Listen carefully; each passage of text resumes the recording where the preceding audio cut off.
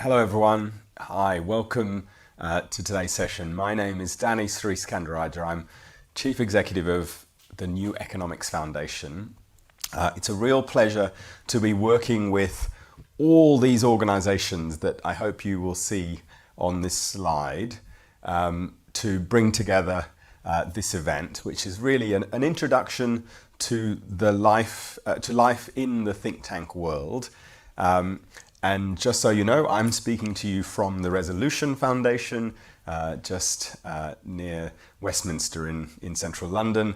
They're one of the key organisers, but there are lots of other organisations involved, from RUSI, a Defence and International Affairs think tank, Demos, the Institute for Public Policy Research, IPPR, New Philanthropy Capital, and a whole range of others that you'll see.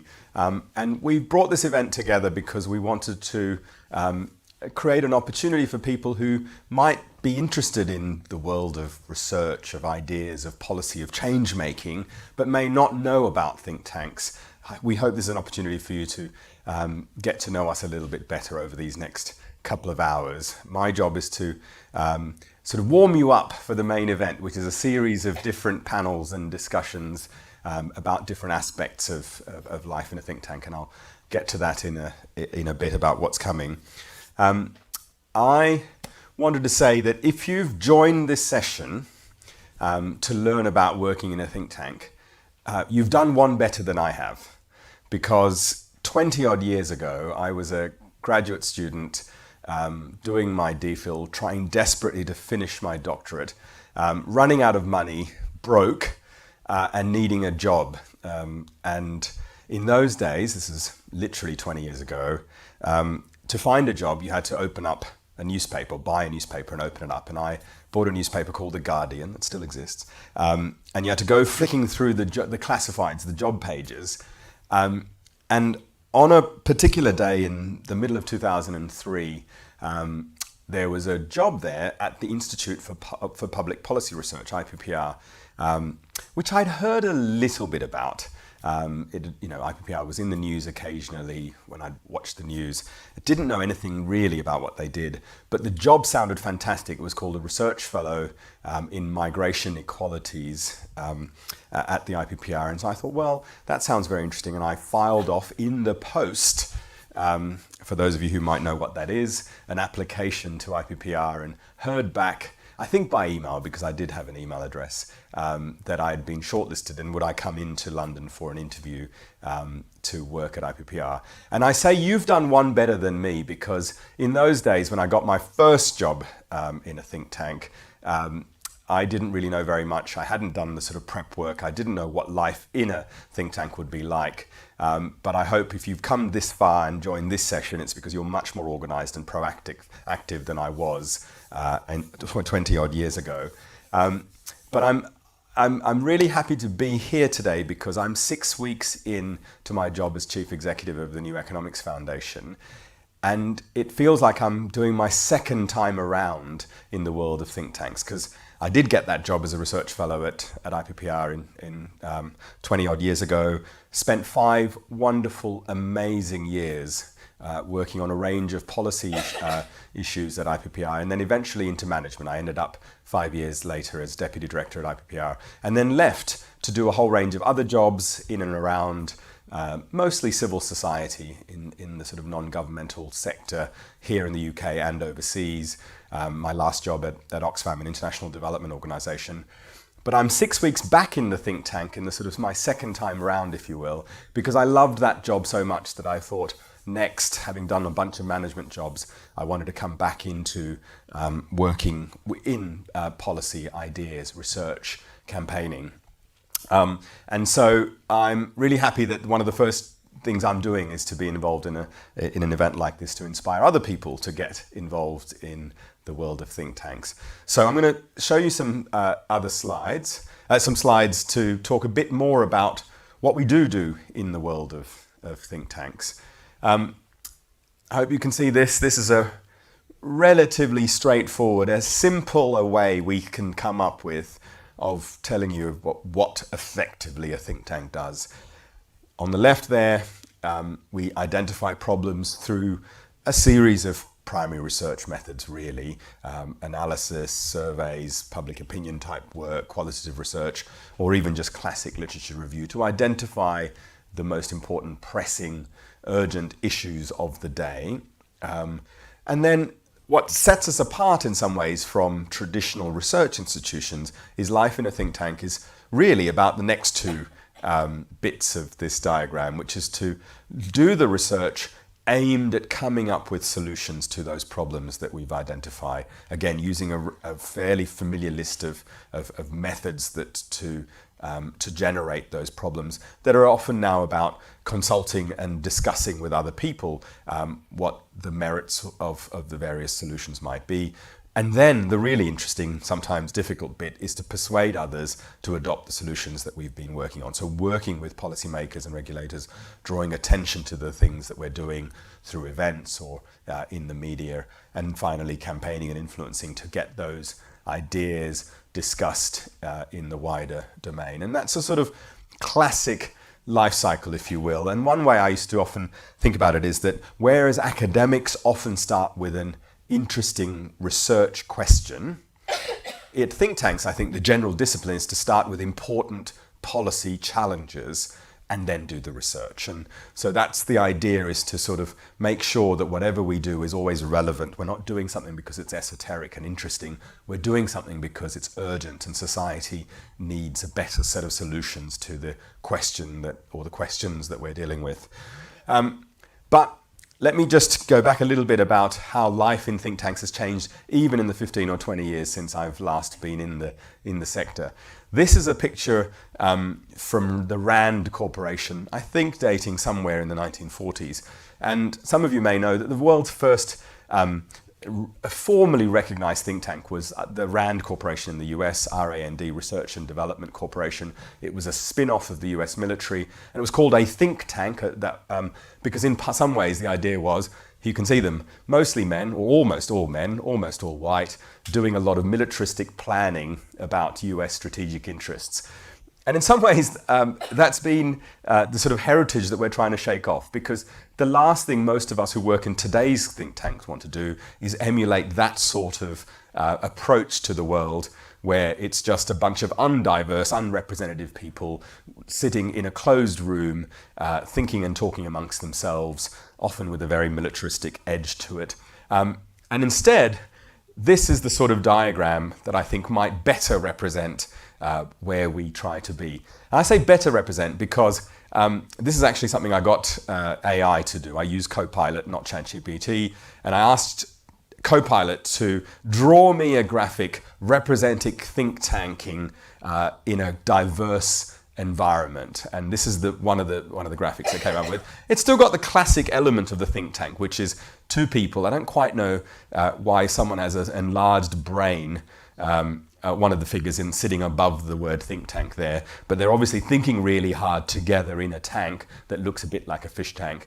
But what's interesting is there's a bunch of other people with very misspelled names. I don't know why AI can't spell basic words like people or policymakers, but I do like this image a bit better because in some ways, think tanks at their best do thinking, deep, profound, challenging thinking about questions that are relevant, as I said, to the world, but we do so in a diverse, trying to engage a diverse range of stakeholders, people, policymakers, the media, academics, and others. And I think, again, think tanks at their best are much more about engaging with these stakeholders in meaningful ways, sometimes in co-equal ways, where we're trying to co-create new ideas, new solutions, rather than isolate ourselves in a think tank. So in some ways, the word think tank itself conjures up something that I don't think we want to be in the rest of the 21st century.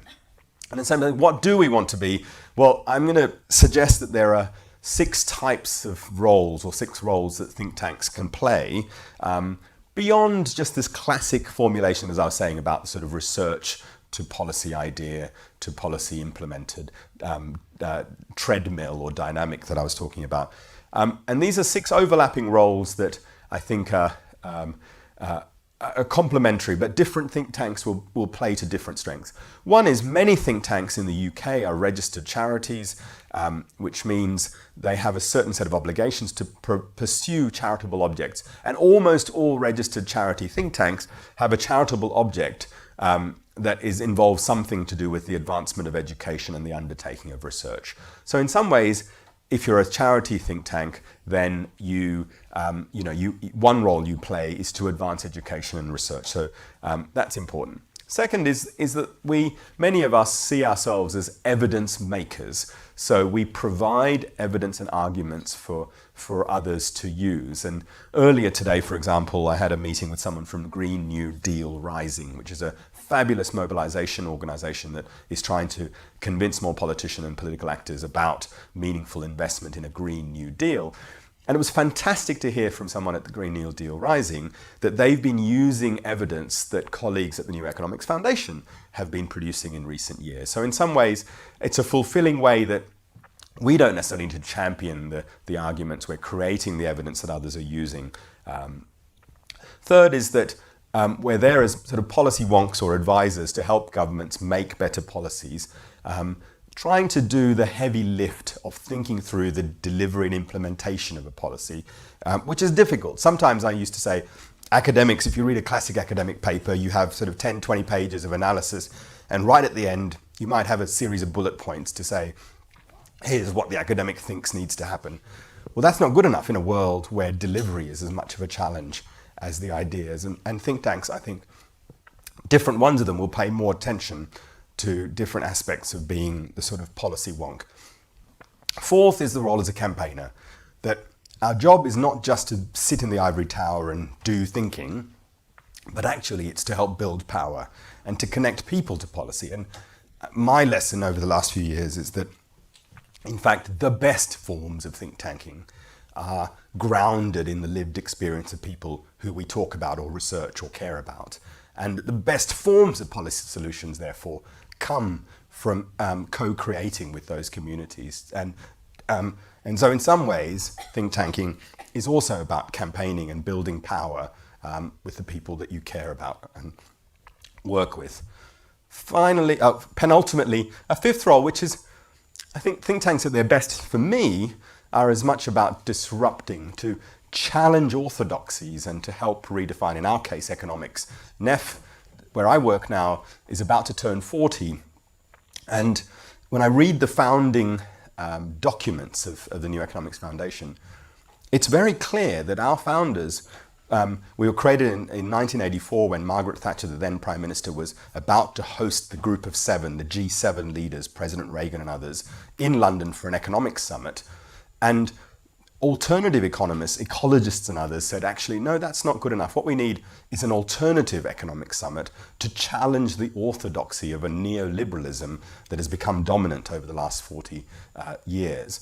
And so in our case, one of our roles, we hope, is to challenge orthodox thinking about, say, how economics works in public life. And finally, I think think tanks at their best do something that's far more profound than influencing today's policy questions or changing public attitudes to something. And that's to show that another world is possible. So many think tanks in Britain are involved in social justice issues of one form, deeply worried about rising poverty and rising inequality, deeply worried about the climate crisis. And one of the roles we play is to show that a very different world is possible with different assumptions, different investments, different outcomes for the world. Excuse me. So you might ask, are there still jobs in think tanks? And you might ask that. Sorry, I've got a bad cough that I'm trying to get rid of. You might ask, are there still jobs in think tanks? Because artificial intelligence, for example, can do a lot of traditional research and analysis. And I'll give you Exhibit A, or Exhibit AI, I suppose, which is when I was applying for my job at the New Economics Foundation, the trustees, as part of the recruitment, said to all candidates, we'd like you to give us your vision for what the New Economics Foundation should be working on in 2028. So I was pushed for time, but I thought it might be a bit easier if I asked, in this case, ChatGPT for the text, and Crayon, the image generator, on the right for the image. And I literally put into ChatGPT, what do you think the New Economics Foundation should be working on in 2028? Give me 3 things. Those are the 3 things it gave me: just transition and green jobs, digital transformation and automation, social and affordable housing. And then I said, just to make the picture look pretty, draw me a picture of Greta Thunberg reading a NEF report in Van Gogh style. And of course, that's what Crayon gave me.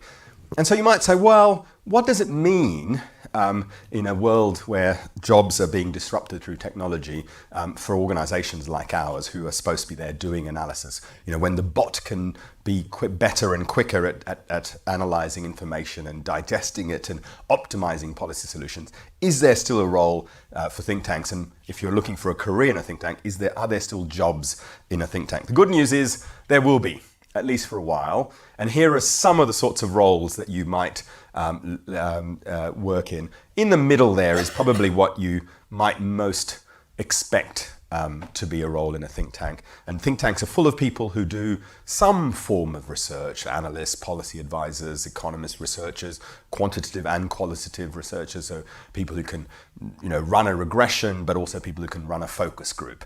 And so if you're in the world of knowledge economies, there's always going to be work there. And I think there'll be work there for a while, because even if the machines are better at analyzing or making a PowerPoint slide than we are, I think they're still going to need someone who's going to be good at doing the judgment, or, as I said earlier, in terms of relating to communities and building power, translating policy ideas, combining them with lived experience to come up with solutions. That's a task that I think for now humans were probably best placed to do. But what you might not realize, of course, is that there are many other jobs in a think tank. A good think tank needs all of these functions just as much as it does need a good research team. There's the operations, so finance, human resources, information technology, the sort of backbone that keeps organizations like us going. It's the sort of function that means that I can stand here at the Resolution Foundation and talk to you because there's a building here that works, there's an IT system that hopefully works, and so on. And so there's a whole lot of traditional jobs. And I would argue, so having worked with people who do these functions in think tanks, that it's a fabulous place to work these are fabulous places to work, because you can, if you believe in a more socially just world, it's far better to do the accounts or the HR at a think tank than it is to be in a greedy company making money for someone else and lining their pocket.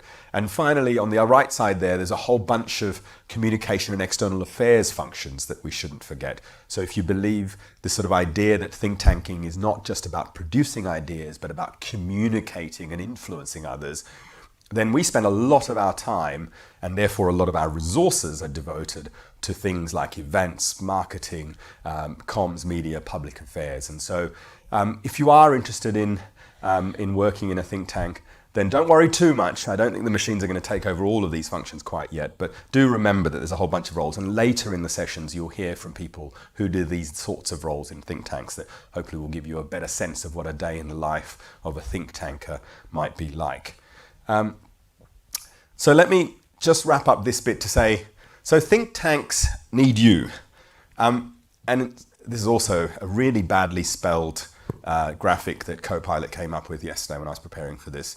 And in a traditional world, this is what think tanking would have been about, I suspect, which is, a very sort of paternalistic, aggressive thing to say, come and work at the Rand Corporation so that you can make America a safer place or help make the world a better place or whatever else it is. And so I then said to the same Copilot thing, like, draw me a picture of what think tanking should be like today in a group of people in a think tank. And this is what it came up with. It's not quite right, because there are a lot of people wearing a lot of blues, and at NEF certainly there aren't people wearing a lot of blues, although I happen to be today. But I like it because this graphic is more like what it feels like to work at NEF today, which is a whole bunch of people doing some things. There's a person on a laptop, there's someone on a phone, there's someone reading a book, which, is reminiscent of classic think tanking, if you will, doing the sort of research and analysis. But there's other people with a placard. A lot of people celebrating. I hope they're sort of celebrating because, the buzz that we get from working in a think tank is to change the world. We're there to try to influence the world, to shape ideas, to change policies. And it's a fun place to work because occasionally, just occasionally, we do manage to change a politician's mind or change public discourse on something that we care really about. And so one of the reasons we do events like this is because it's also a diverse community. And speaking frankly, I don't think that contemporary British think tanking is anywhere near reflective of the British population in the people who work with us, in the sorts of things we do. And doing events like this is important because it's an outreach to make sure that we are as diverse as we need to be, representing not just the sort of characteristics of the British population, but all the amazing talents, viewpoints, so that we don't become, going back to the old sort of think tanking, sort of a little bubble isolated amongst ourselves, talking to ourselves, working in the Westminster village, in the bubble that is British politics, and abstract and disconnected from British society. And so I think to be an effective think tank in the rest of the 21st century, we need to be much more grounded and connected with the people and communities that we care about. And part of that is to attract diverse, amazing talent who can come and do the sorts of roles I was talking about. So think tanking definitely needs you. There aren't a huge number of jobs, but there are lots of other ways in which you can get involved in think tanks, obviously through full-time employment, but also associate research roles, partnerships, organising. NEF has some organisers who work in communities, some of whom are volunteers, some of whom are paid. So there's other roles than just a sort of full-time job, but it's really important for our sector to be diverse and representative as possible, and that's why we're here. Let me just tell you about what's going to happen over the next couple of hours, or next hour and a bit. So in a minute, there are going to be some panels. The first is about influencing policy and getting sort of under the skin of how we do that work, trying to change the world and influencing policy. And then there'll be something about a day in the life of a researcher to give you a sense from a group of people from different think tanks involved in setting up today, to tell you a bit more about what a day in the life of a researcher really is like. And then finally, a session led by the HR teams from a few of our organisations who will be there to answer any questions that you have about typical contracts and application requirements. So that's the agenda. I have a request that could you please complete the equal opportunity form that you should have had a link to, so that we can monitor the reach of participation in even an event like this. We're trying to do our best to get to as many people as we can, and it'd be really helpful for us if you could fill out a little bit about who you are and a bit of your background, so we get a sense of who's joined us today. And then we are now going to move right on to the first of those panels. So influencing policy, which will have speakers from the Resolution Foundation, where we're coming to you from today, the Centre for Cities, a fabulous think tank that was started at the IPPR when I was there 20 odd years ago, my own colleague, Benedict from the New Economics Foundation, someone from the UK, Interchanging Europe, the Royal United Services Institute, RUSI, and the Centre for Policy Studies. You can submit your questions, as I see some of you already are, on Slido, and we'll get to as many of them as we can. But let me wrap up by saying a huge thank you for joining us. It's great that so many people are interested in life in a think tank. Having come back after 15 years away from think tanking, I do think it's a fabulous, stimulating, fulfilling bit of the world to be working in. And given all the various challenges that Britain and the world faces at the moment, we need amazing, effective think tanks that can come up with better, bolder solutions to some of those challenges. And to do that, we need an amazing, diverse, highly productive and effective workforce. And that's what today is about. So thank you very much for joining us. And I'm going to hand over to the panel, who are going to magically appear here, I hope, any moment now.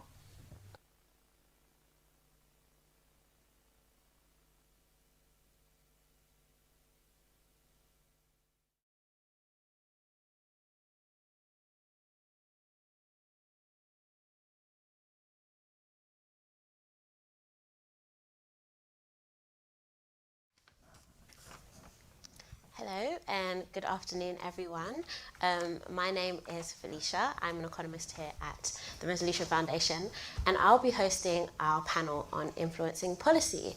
I am joined here today with a fantastic panel. We've got Benedict, we have Joel, we have Dina, and we have Emma, who will be sharing their experiences on what it's like to be in a think tank and what it actually means to influence policy from different perspectives. So in order to get us started, I'm just going to give a bit of context on what it means to be influencing policy. So I would say influencing policy is both an art and a science, with multiple ways to affect change. So it could involve direct lobbying, it could involve indirect approaches like shaping public opinion, working with external partners. And these strategies can all be multifaceted, but all have the same goal towards influencing policy. So this is public policy, government policy. So if I was to nail it down to 3 key points, I would say the first thing that's really important when it comes to think tanks influencing policy is research excellence. So that's all about producing high quality evidence-based research that identifies the gaps in current policies and offers innovative solutions. I would say strategic engagement is also really important. So this is all about building the relationships with policymakers, stakeholders, and the wider public to make sure that the findings from the research and the policy recommendations are actually noticed. And then finally, it's all about innovation and experimentation. So this is drawing upon best practices and using creative thinking to come up with innovative solutions to policy issues. And think tanks are often, I would say, the people leading in that. So in our session today, we're going to delve into these themes. We're going to explore the real-world implications across our panelists' works and the different contexts and policy areas. So to get us started, I am going to hand on to Emma. Thank you very much. So I'm Emma Revel. I'm the External Affairs Director at the Centre for Policy Studies, which means that I'm primarily responsible for our public affairs, public events and communications. But I previously worked at the Institute of Economic Affairs, and then before that I was at the CPS. So I have drifted around think tanks and then looped back round in a nice little circle. I've had the advantage, I suppose, of working in centre-right free market think tanks under a conservative government. So I think if you're talking about how to influence policy, where you as a think tank sit and who is in government at the time obviously plays a big part in your ability to influence. And at the Centre for Policy Studies, we've been incredibly lucky that over the last 10 or so years, we've made a concerted effort to work very closely with a range of MPs, not just focus on who is in government at the time. So, we have been working with backbenchers for over a decade to say to them, look, we want to help you develop your ideas. We want to be a publishing house for you. If you have ideas that you want to work on as a backbencher that, you don't have research capacity within your office necessarily to write reports, we can help write with you, or if you have a report that you just want help publishing, we're happy to do that as well. And to give an example, we've written reports with very senior backbenchers who've been MPs for an incredibly long time, like John Redwood, for example. But we also published a report by a very new backbencher in 2016, I think it was, called Rishi Sunak. So it's about building those relationships as it goes and reaching out to politicians and being useful to them when they're not necessarily as influential as they may be in future. Obviously, it's a bit of a gamble as to, being able to pick and choose who's going to end up in influential positions. But if you do end up working with MPs who become even very junior ministers, cabinet ministers, the Prime Minister, we got lucky with that one, you're then able to have that relationship with them.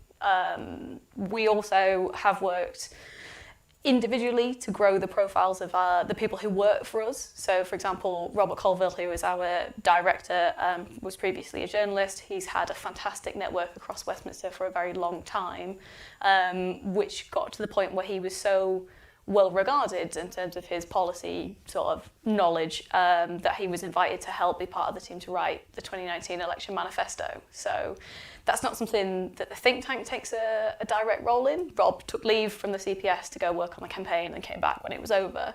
But it does sort of help you reflect on your sort of relationships with politicians and other stakeholders as to how that can help you directly influence in future. We've got to the stage where, you know, we can be invited in by departments or by Number 10 to go, well, you've written a very well-regarded report on this policy issue or that policy issue. Can you come and talk to our civil servants? Can you come and talk to our teams? So when your politics are aligned with, you know, what's happening in government, that puts you in a very good position to sort of very directly influence. I guess an example of that would be when the Chancellor announced that he was making full expensing permanent in the autumn statement towards the end of last year. He stood at the dispatch box and quoted figures from the Centre for Policy Studies as part of that statement. So, you know, in terms of direct influence, we're able to very clearly point to, well, that's the Chancellor announcing a policy using our figures in support of the policy. That doesn't mean there aren't issues where we don't disagree with the government. You know, if you look at housing, for example, everyone within the CPS from Rob down is very happy to talk about how we don't necessarily agree with the government's sort of house building policies, and there it's about using the fact that you have those relationships to call them out a little bit and say, look, you should take what we're saying seriously because you hold us in high regard on other policy areas. So, you know, the fact that we're saying that we don't agree with you in this particular area, you know, really does add weight to the fact that we're saying it. Cool. Thank you so much for sharing your experience about how your experiences are when you are in agreement with the government. Yeah, it's a very different experience for other think tanks. And moving on from that, I'll move into Benedict, so you can share more about your experience when the government is not in agreement with you. Yeah, it's a really smooth transition. So, hi, I'm Benedict. I am a researcher at New Economics Foundation, which is a left-wing think tank. And yes, so listening to Emma's example, the current government is not usually listening to us. And as the election is approaching, we focus a bit more on influencing other parties, including the shadow Labour cabinet. But I actually wanted to use this time to talk about influencing policy when the party in power is not listening, because I think it gives some useful insight. First, that policy and politics is not just Westminster. So obviously, policy happens in many places, from a local council to the European Central Bank. And at NEF, we have worked at all these different policy spaces. But second, I think there is a big distinction maybe between immediate short-term wins and longer-term, far-out goals. And I believe that all of the organizations represented here try to do a bit of both. We try to be relevant today in today's political debate, but also make possible something much more radical, inspiring, and just bigger solutions in the future. And I want to give an example of the second kind of policy, a very radical proposal that came out of NEF, which is the Green New Deal, a policy that was incubated at NEF in 2008 in response to the joint crises of the financial crisis and the climate breakdown. Now, every central government in the UK since 2008 has done the exact opposite of what we proposed. But the idea of a Green New Deal is really alive in the public debate. It's got huge support across all demographic groups, really. If you look at polling, it influenced opposition party policies. In other countries like the US, it in a major way influenced policy. And the way we got here is by consistently, even though the government at the time now in the UK is not listening, just turning up and advocating for our policies. In practice, it can take a variety of different ways. It can be about just making sure our arguments are in the media. It can be about setting out short-term immediate goals and working towards more realistic goals at this time. Obviously, it can be about different levels of policy. I mentioned local councils, I mentioned the central bank before. but we also need maybe a broader understanding of politics. And I speak here from the perspective of a progressive organization, obviously. If you look at any progressive policy, major change in progressive policy, anywhere in the world, ever, it was only possible because there was a strong social movement behind it. So in a way, our ambitious ideas are only as strong as the social movement behind them. And if we want to influence policy in a big way, we need to think about building power from below. And I think this will really resonate with what Danny said before in the introduction. We can do this directly, and some of my colleagues at NET are organizers working locally on very specific issues, but also by being part of a larger ecosystem, so working together with other people in the ecosystem, in the progressive ecosystem, like activists, like community campaigners, like other NGOs. I think Danny mentioned Green New Deal Rising, which is a community campaign initiative. And this gives, is my last point, I think a bit of a twist also on the idea that think tanks are this a bit like irate, our unrepresentative, distant institutions. Because I think it's a fair critique, and parts of the sector can be a bit like that. But it's not all like that. And I think when it is not, when we are able to like center more, a greater variety of experiences in our work and in our organizations, we are obviously so much more fun, but also much stronger and better in what we do. And I'll finish here. Thank you. I agree. Think tanks can be fun to work. They're not all boring. But yeah, that's really interesting insights about how you can influence policy indirectly in different types of ways. So moving on, I'm going to pass on to Dina, she has a very different experience. So over to you. Thank you. I'm Dina Mansour Illa, and I work at RUSI, the Royal United Services Institute, and it's the world's leading, the oldest think tank in the world, and basically the UK's leading think tank in defense and security. And our experience is a bit different because our work is also not just focused on the UK. We work across the globe. We have very diverse teams, from organized crime to terrorism and crime and cyber crime. So we have like a very diverse set of research teams. My role there is a bit different from other think tanks and how they work. My role there is ensuring research quality and basically helping researchers actually impact policy through their research.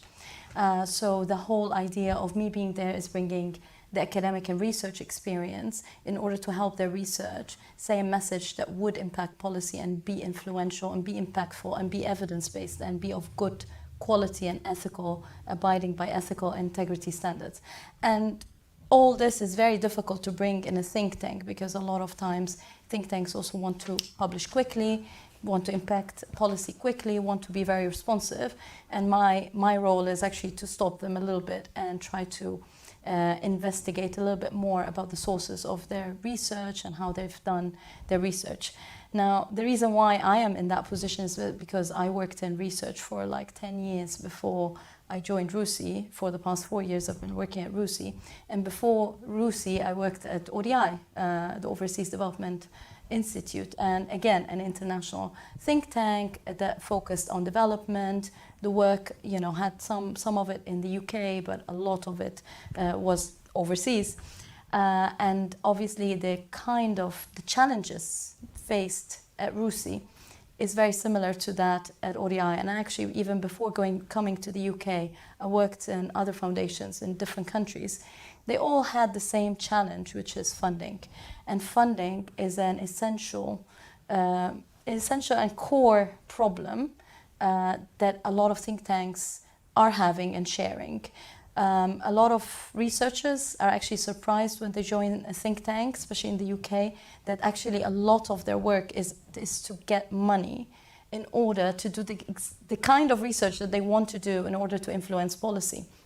And a lot of time, the connection between the policy and the funding and the donor institution is quite problematic because, you always have to test and challenge whether the donor institution wants to actually impact policy through you. And this is where I come in sometimes and try to, question the research questions that are being used by the researchers in order to produce research-led outputs. And I'm trying to always, question the ethics of the funding that is coming.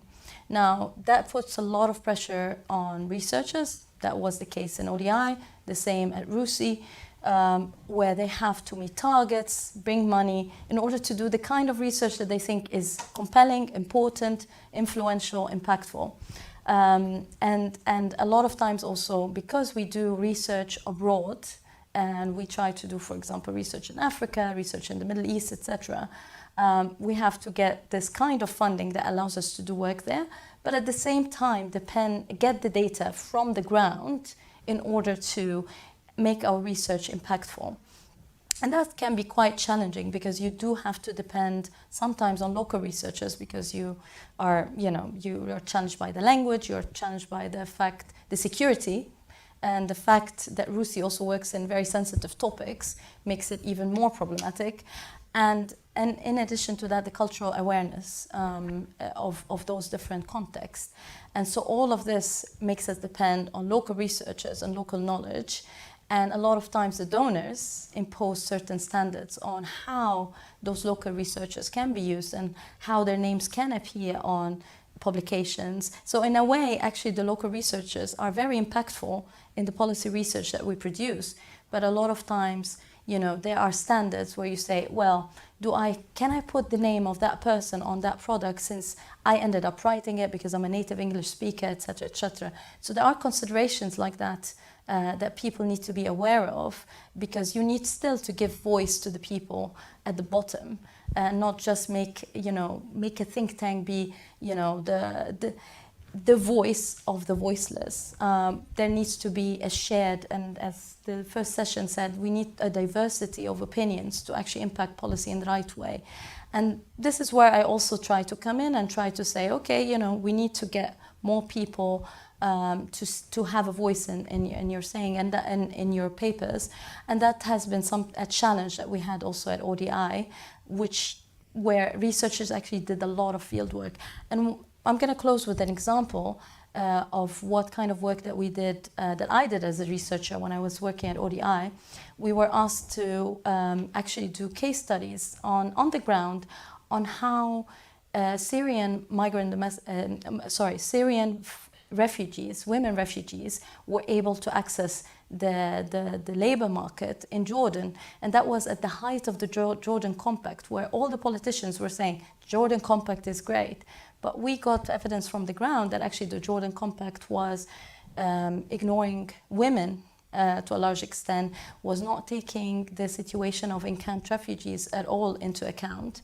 And our research actually fed directly into policy in trying to show to what extent Syrian women refugees were not really being taken into consideration in Jordan, where the whole compact was being discussed on a policy level.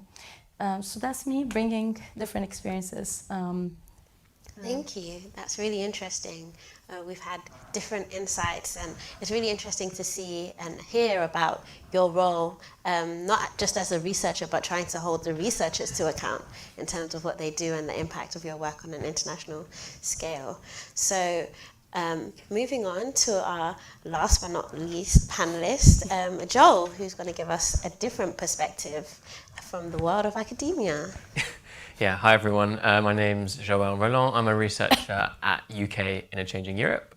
And as has kind of already been noted, we're a slightly different type of think tank. There's even a debate as to whether we would actually call ourselves a think tank at all rather than an academic research institution. And I think the key point that I really want to make is that though a lot of think tanks you may think about pushing a particular agenda, perhaps linked to a particular political movement, there is also a sector of this world which is more about education and enhancing public understanding. So, if you're really interested in your subject, your studies, and you kind of want to take it further, but you don't want to be stuck just doing a PhD or in a totally narrow field of academia, there is this kind of intersection where you can kind of bring that research into the public domain in order to boost public understanding. So to give kind of a tangible example of how we do that, we are a think tank that looks at UK-EU relations, and we were set up in 2015, just before the EU referendum, with the express aim of increasing public understanding of how the EU works, what the implications of Brexit could be, and basically making that debate more accessible and of a higher quality overall. And nowadays, in a post-Brexit world, that's obviously changed, but what we're thinking about is, what are the consequences of Brexit? How is it playing out in terms of the impact on the economy, in terms of the ability of the UK government to change its regulation outside the EU, immigration, all those types of questions, and that's where we are now. To give examples of how we try and do our work, it's basically about condensing high quality academic information into something that's more accessible. So it's about rigor and accessibility. It's about making it not just something which is read by a few people that are studying at universities, but is something which can be used by the general public. We do that by holding panel events where we bring kind of academic speakers together to discuss things. We ask them to write blogs for our website, which again, you have to condense all your brilliant research down into just 800,000 words, get to the key points and something that someone's actually going to read. We write reports, which again are answering kind of some of the biggest questions related to Brexit. So at the moment we're doing one on the economic impacts of Brexit and the migration system, those kind of questions. And we also have a network of research fellows who are quite high profile academics who engage a lot with the media. Our director has been on BBC Question Time, for example, numerous times, and they're often interviewed whenever Brexit is in the news. To give just a few then examples of impact which we've had kind of directly kind of feeding back into the political system, reports are obviously kind of one of the main outputs of our organisation, as they are for lots of think tanks. And because our research is considered very high quality, drawing on academic expertise and impartial, there's lots of different types of people that want to read it, not to necessarily push a particular agenda, but to increase the kind of quality of how they do their own work. So that could be journalists. For example, when Keir Starmer went touring around EU capitals last autumn, talking up Labour's relationship, what they would do with the European Union, we had a report out kind of critiquing some of Labour's EU policy and the feasibility of it, and it was widely cited in the media reporting of whether, as an example of how Labour was maybe being overly ambitious in what it thought it could achieve. So again, increasing that kind of journalistic analysis. It can be civil servants, both in the UK system, also European embassies or European civil servants across the continent who want to read our work to understand, for example, we track regulatory divergence and how UK and EU policy is moving away from one another and what the examples are of that. And those reports are read by officials inside both systems, and we regularly have meetings to talk that through again to increase their understanding of their day-to-day jobs. And it could also be parliamentary committees who are scrutinising the work of government. Again, we've helped the Lords European Affairs Committee identify issues which they should be looking at as part of their inquiry into UK-EU relations, again, drawing on that divergence tracker work. And that often leads to myself or my colleagues being invited to give evidence to select committees as well, oral evidence, written evidence. To give a recent example, oral evidence which then ended up in a letter that was written to the Foreign Secretary about issues that he needed to consider around divergence between Northern Ireland and the rest of the United Kingdom, which is obviously a hot topic right now. So that's, again, it's about increasing the quality of the information ecosystem, which is a terrible term, but that is, I guess, the essence of it, and just making sure that everyone is having high quality a discussion about EU and the UK as is possible. Cool. Thank you so much, Joel, for that insight. So yeah, I guess we've heard from all our panelists with a different range of experience when it comes to influencing policy. So now we're going to get on to the Q&A. So I do want to remind you, if you're there and you have a question for each of our panelists or any of our panelists on what it's like to work in a think tank and influence policy, please send your questions through to Slido and I will pick them up here. But to get us started, I'm just going to use my host privilege and ask a question to each of the panelists, which is, what has been your biggest challenge when working in this space, especially when you're trying to influence a policy that your think tank is really keen on? So I'm going to start off with Emma. Oh, that's so unfair. I think if I give a two-part answer, one is if the people who control the policy-making levers, so the civil servants, the sort of politicians in government, don't agree with you, then you do, as Benedict says, you have to play more of a long game. You have to convince people over the next year, 5 years, 10 years even, that your ideas are right. So you just have to keep banging the drum because you can't do anything in the short term. I guess very specifically right now, the biggest challenge is we're going to have a general election at some point in the next year. No one knows when. And just planning anything is basically a nightmare. So trying to sort of lobby for change at the minute or policies that you think should be implemented, well, the budget's going to be the last big fiscal event. That's locked down already. There's very limited fiscal headroom in that to sort of make any sort of tax cuts, even though, you know, the CPS would have some recommendations of tax cuts you might like to consider. And we don't really know how many more opportunities we're going to get after that before we're in a sort of election campaign, and then who knows what comes after that. Cool. Okay. I'm going to move on to Benedict next. I think I would like to turn specifically to my work because I'm part of the economics team and a local economies unit, and a lot of what I do is actually working with local government and on kind of like leveling up in regional policy. And I work right now on a few projects with local authorities, and then like the fundamental challenge is that they are broke. So like you can kind of have really good ideas of how they could do a lot of things and how can they work better.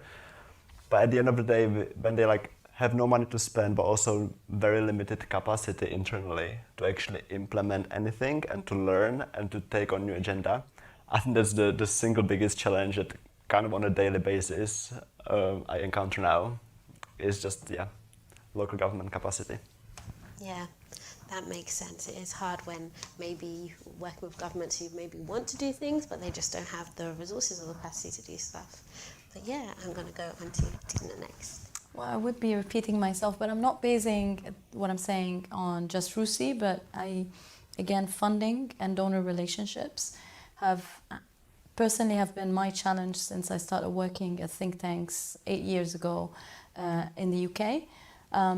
Specifically, donors having their own vision of how the research should look like and what the questions should be, and sometimes even what the results should be. And as I said, I'm not saying that this is what's happening in one specific think tank, but 100%, 2 out of 2 that I worked at have had the same problem. And I think the biggest issue is, again, determining the kind of influence that we can have on policy. I think that should be led by the research and not by the people who pay the money. Thank you. That's really interesting. And then finally, Joel. Yeah, so I would say finding your research niche and establishing your expertise in that area. I think every single member of our research team came in sort of expecting to do one thing, having a background in a particular theme, and then ending up doing something slightly different, which they didn't really expect. And that's because you need to respond to the environment as it exists around you. You can't just say, I love migration policy, and so I want to only do stuff that's about UK, EU migration. You need to understand, okay, what are the really important questions right now? Where do we need to be putting our efforts? And so you have to find the right space for you within that. But I guess the reward that you get from that is as you kind of, if you stick with something and if you kind of really plow into it, you have genuine sort of authority and autonomy over that area. And compared to a lot of jobs where on a daily, weekly, monthly basis, you might be asked to do X, Y, or Z, and that's constantly changing as decided by people above you. You have a lot more control over the direction of your research and the way in which also you communicate it, the more kind of experience and expertise you have. So it can be a challenge, but it also comes with benefits as a consequence. Cool. Thank you so much. So I'm going to get up this question on Slido. It sounds like a demand, but it's an interesting one. It says, can you sell us why working in a think tank is better than a civil service or academia? This is an interesting one. I'm going to use my host privilege to chip in a little bit and say, for me, I've worked in the civil service. I've moved from the civil service to a think tank. And one of the reasons why I would prefer the think tank at the moment to the civil service is because I feel like you get to hold the government to account in a way that you're not able to do in the civil service because you're bound by the civil service code. So that's one thing that I would say, but I hope I haven't stolen anyone's answer. Does anyone want to take that? Okay, Dina. I'm not sure if I'm selling working in a think tank, but I do agree with you on the civil service side, because obviously you're bound by a code and you cannot really express your opinion. So actually working in a think tank allows you to actually have an opinion, have an impact, and you can see the impact happening as you're doing it. In the academic world, and having been in the academic world before, I can say it has an advantage a little bit because you have more time and you're able to actually dig deeper into your research. Now, is that what you want? That's the big question. What is it that you want with your research? I think everybody who's interested in a think tank versus academia, they need to ask themselves that question, because in academia, it's publish or perish. You still have to publish a lot, but you can dig deeper into your research, and it doesn't matter if it's impactful or not. It's more like what you want to do with it. In a think tank, it's quick, fast-paced, but you can see the impact as you go. Thank you. Does anyone else want to? Yeah, sorry, you go first. Okay, Joel, then Emma. Okay, I'm also speaking as an ex-civil servant. I spent about 16 months in the Foreign Office and didn't really like it, to be honest, which is why I left and moved into the think tank space, having previously done a research job. And like Dina was saying, for me, it's that sweet spot between having a fast-pacedness but also space to do your own research. The thing that frustrated me working in the Foreign Office was having to an extent, like constrain my kind of analytical faculties in order to push the line that was the UK government line when you're engaging with other countries, and you have to, your job is to repeat that, and you have to work within a system, make sure that you are in line with what other sort of teams, departments are saying, and it's about coordination. It can be quite quick, it can be quite fast-paced, and that can be exciting and challenging, but I wanted a bit more space to put my own voice and my own thoughts into the work that I was doing, and that's what I feel that I get from the think tank space. And it's probably moves more slowly than civil service, but definitely quicker than academia. So that's why I think it's the right balance. I was probably going to give a really similar answer. Like as a non-researcher, I mean, our researchers at the CPS have quite broad policy briefs anyway. Our migration expert is also an expert on economic inactivity. Our environment expert is, an energy expert. He's also a transport expert when it comes to sort of fuel duty and things like that. And so even if you have a sort of policy niche, you can still be quite broad with it. As someone working in a non-policy role, even when I was previously as head of comms, I'm covering every single thing that the think tank does. So I'm covering immigration, but I'm covering fuel duty. I'm covering housing, but I'm covering how we should reform childcare or education or university funding. So I get an incredibly broad job where I get to talk about lots of different things. Where I guess if you're in the civil service, depending on the role, you can have a very, very niche job. Depending on your department and your role. I think as well for me, working in the think tanks that I've worked in, I get to be openly ideological. It's not just, I don't have to be, impartial like a civil servant. I can be openly and nakedly ideological. I'm a free marketeer. This is what I believe. I get to speak from those sort of principles, which I guess even especially in academia, depending, could be quite risky or not really relevant to your role. Whereas depending on the think tank, that is openly encouraged. Yeah, that makes sense. I would say think tanks allow you to explore your creativity in the public policy space. I would say as well, you can get a lot of responsibility very, very early in your career in think tanks. I think one of the other questions was talking about why the people you see on TV from think tanks are like 25, 30, where are the sort of older voices? You can get a lot of responsibility very early in your career in think tanks, which I think a lot of people do appreciate. Can I just add? Sure. On the think tank academia, not my experience, but also it's not necessarily a binary. So as a think tank, we do work with academics, and we have associates, and we have people who can ride both horses quite successfully and having an academic career, but also collaborating with us quite regularly. That's cool, thanks for that. So yeah, I'm not sure how we're doing for time. Oh, we have 3 minutes left. So what I'm gonna say is there any final words from our panelists here before we wrap up the session? A key message to take away for our audience at home? No? Dina. Just to say, like, for anybody who wants to get like an intense experience, a good experience in research, and wants to see like the impact of their research, especially very early in their careers, then think tanks is the way to go. You get really a lot of experience very quickly. Somehow, like after 5 years, you're like, okay, maybe that's not what I want to do anymore. Or you stay forever, but it's really the intense experience. The 5 years give you all the experience that would set you well in the world. Thank you. Any other messages for anyone, from anyone else? I would just say don't feel like you have to be an absolute expert before you apply into something. Like, again, when I started my job, I don't think I'd even like said the word divergent before, and now I say it 10 times a day. And it's more like it's the skills that you have, analytical skills, particular types of research skills, or if you're not doing a research job, any other kind of HR skills, whatever. You don't need to know everything about a subject to work in it. Thank you. I have a very simple one. Do reach out to us or to other people, and always open to chat. Yeah, I think lots of the questions, I guess, are coming in about pay and jobs and internships and stuff like that. And, there are other sessions that will cover that. But yeah, if you're interested in a particular think tank or a particular type, like we probably all have internship programs. We've all applied for think tank jobs. So, reach out, ask for advice. We're all on LinkedIn. You can find us all, I'm sure. Yes, for sure.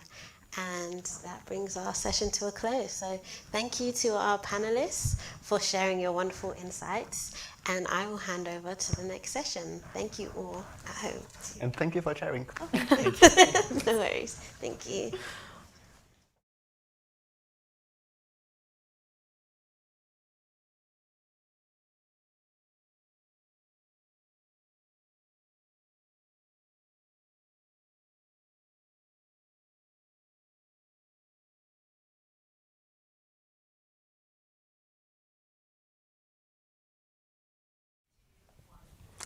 Hello and welcome to the third session of today's Working in the Think Tank Sector event.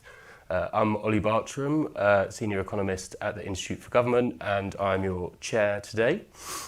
So the focus of this session is we're going to be trying to give you a bit of an insight into a day in the life of a think tank researcher. This was definitely a bit of a mystery to me before I joined the sector, so we're going to try to talk about the type of things that we work on, what attracted us to our jobs, the skills that we've picked up throughout our careers. We're going to try to give you a sense of the things that we wished we knew before we joined the sector, which will hopefully be quite helpful in convincing you to apply. So to discuss this, I'm delighted to be joined by an excellent panel. I've got Stuti Bagri to my left, who is a quantitative research assistant at the Nuffield Trust, working on health. I've got Imran Tahir immediately to my right, research economist at the Institute for Fiscal Studies, and I've got Kate Alexander on my far right from the Institute for Employment Studies. So you've got the IFG, the IES and the IFS. One thing you'll learn about the think tank sector is how many acronyms we have. But to kick us off, I think I'm going to start with Stuti. So why don't you tell us about a day in the life of a researcher? Okay, so just to introduce myself again, my name is Stuti. I am a researcher at the Nuffield Trust. We are a think tank that produce evidence on healthcare. So NHS data is basically my bread and butter. So as the role suggests, primarily what takes up most of my time is doing research, and what that means is staring really hard at a very large data set. Sometimes it's a large CSV in Excel, sometimes it's in a different format elsewhere, and making sense of it, writing code that passes it out, troubleshooting the code when that doesn't work, because that always happens, and trying to decide what you can say based on the trends that you have found or the patterns that you're seeing. That's a big part of my day. what my time goes in, that's equally important, is writing things up. Sometimes that is writing tweets, threads for Twitter, just showcasing what I have done for maybe a blog or a report. Sometimes it's writing a blog, which is a small piece of work. It could be 500 words, it could be 1,000 words, showcasing some independent research that I've conducted or we have done together as a team. Sometimes they are a lot larger, big reports, many thousand words, commissioned by somebody like a body like the NIHR, where format is a lot stricter and there are a lot more rules about what you should be including, how exactly things should be referenced. So that takes a lot of time to do as well. So there's the research, there's the writing. At some point in my day, I will be reading through news or updates on what's going on in the world of healthcare research and policy, just so that I am more embedded in what's taking place that would be relevant to me in this role, and just making sure that I know what I am reading about and writing about, because it gives me so much, it just gives me all the context that I need. This would be something like reading an article, reading a report, and equally important is knowing who it is being produced by, knowing who's headlining it, where they're from, what they do. So having this mental stakeholder list that you're building in your head. So when someone does something so you know whose work to read when you're looking to learn something in particular, or when you've done something that aligns with what they've done, then you share it with them. I think there are some administrative bits that probably everyone does that is a part of all jobs, which is just managing your calendar, attending team meetings, filling in your timesheets, and doing data protection training, which I think there's some component of that in any job, and it exists here as well. I should say I secretly enjoy small doses of it because it helps. I think the jobs that we do can be quite mentally heavy, and so this gives you a bit of a break from it. And then to conclude, there are some fun bits as well. They don't happen all the time, but occasionally it's quite nice. You get to attend a conference, you get to travel for it, or you get to attend an event that's launching or celebrating a piece of work, or something like this where you get to talk about what you do. So yeah, I think I've covered everything that I do. Thanks very much. A lot sounded familiar there, which is reassuring. I should have said at the start, please do submit your questions on Slido. We should have plenty of time to get to those at the end. So Imran, can I come to you next? Yes, so to introduce myself, I'm Imran Tahir. I'm a research economist at the Institute for Fiscal Studies. Essentially what we do is try to answer big public policy questions using economics.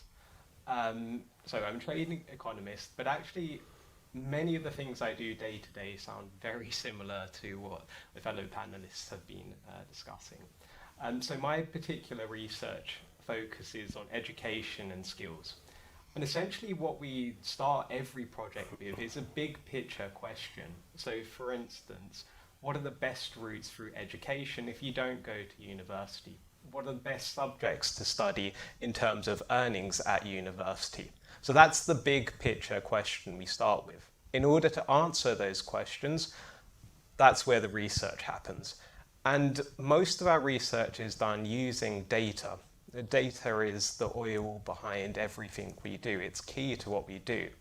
Now, I think this is almost where we become like investigators. We try to analyze this data to answer the big picture questions we have in mind. There's a lot of trial and error. You won't always find a simple answer. But I think that's the beauty about what we do, is the fact that it requires you to think carefully about some of these big picture questions and use the data to answer your questions. Now, once we've produced some evidence, there's this whole process of turning that into something that can actually influence policy and actually has some meaning for people at home, for the general public.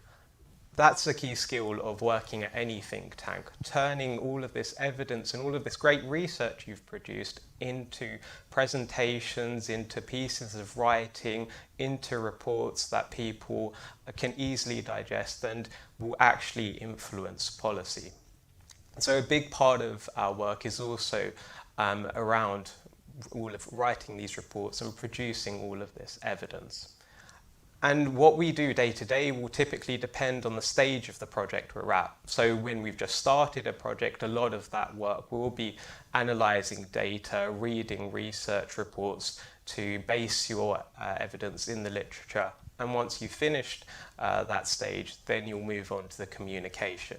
And I think the great thing about it is that there are a variety of different tasks that we do day to day, and it really requires quite a broad skill set. Great, thank you very much. Kate, I'll come to you for your opening remarks. Brilliant. Hi everybody. So I'm here from the Institute for Employment Studies. So we're not technically a think tank. We don't really have a particular political agenda that we're seeking to further, but we're a research institute that hopes to create sustainable improvements to employment and the world of work by providing a really robust evidence base for policymakers, for employers, for sector bodies to help improve work and also make good quality work available to everybody. So that means that we research a really broad range of things. I've worked on sort of evaluations of early years language programs because we know that sort of your employment outcomes really start right back at the early years, and that's part of the picture, all the way to looking at sort of more exploratory research around social mobility. And I've worked with loads of different clients. So we get I don't know what it's like where you guys are, but we sort of do research that other people want doing and we bid for that research. So at the moment, I'm working on 3 main projects. I'm working with the Department for Education, evaluating their COVID recovery programme for 16 to 18 further education learners. I'm working with the Living Wage Foundation, helping them to see how their rollout of a living pension has been going.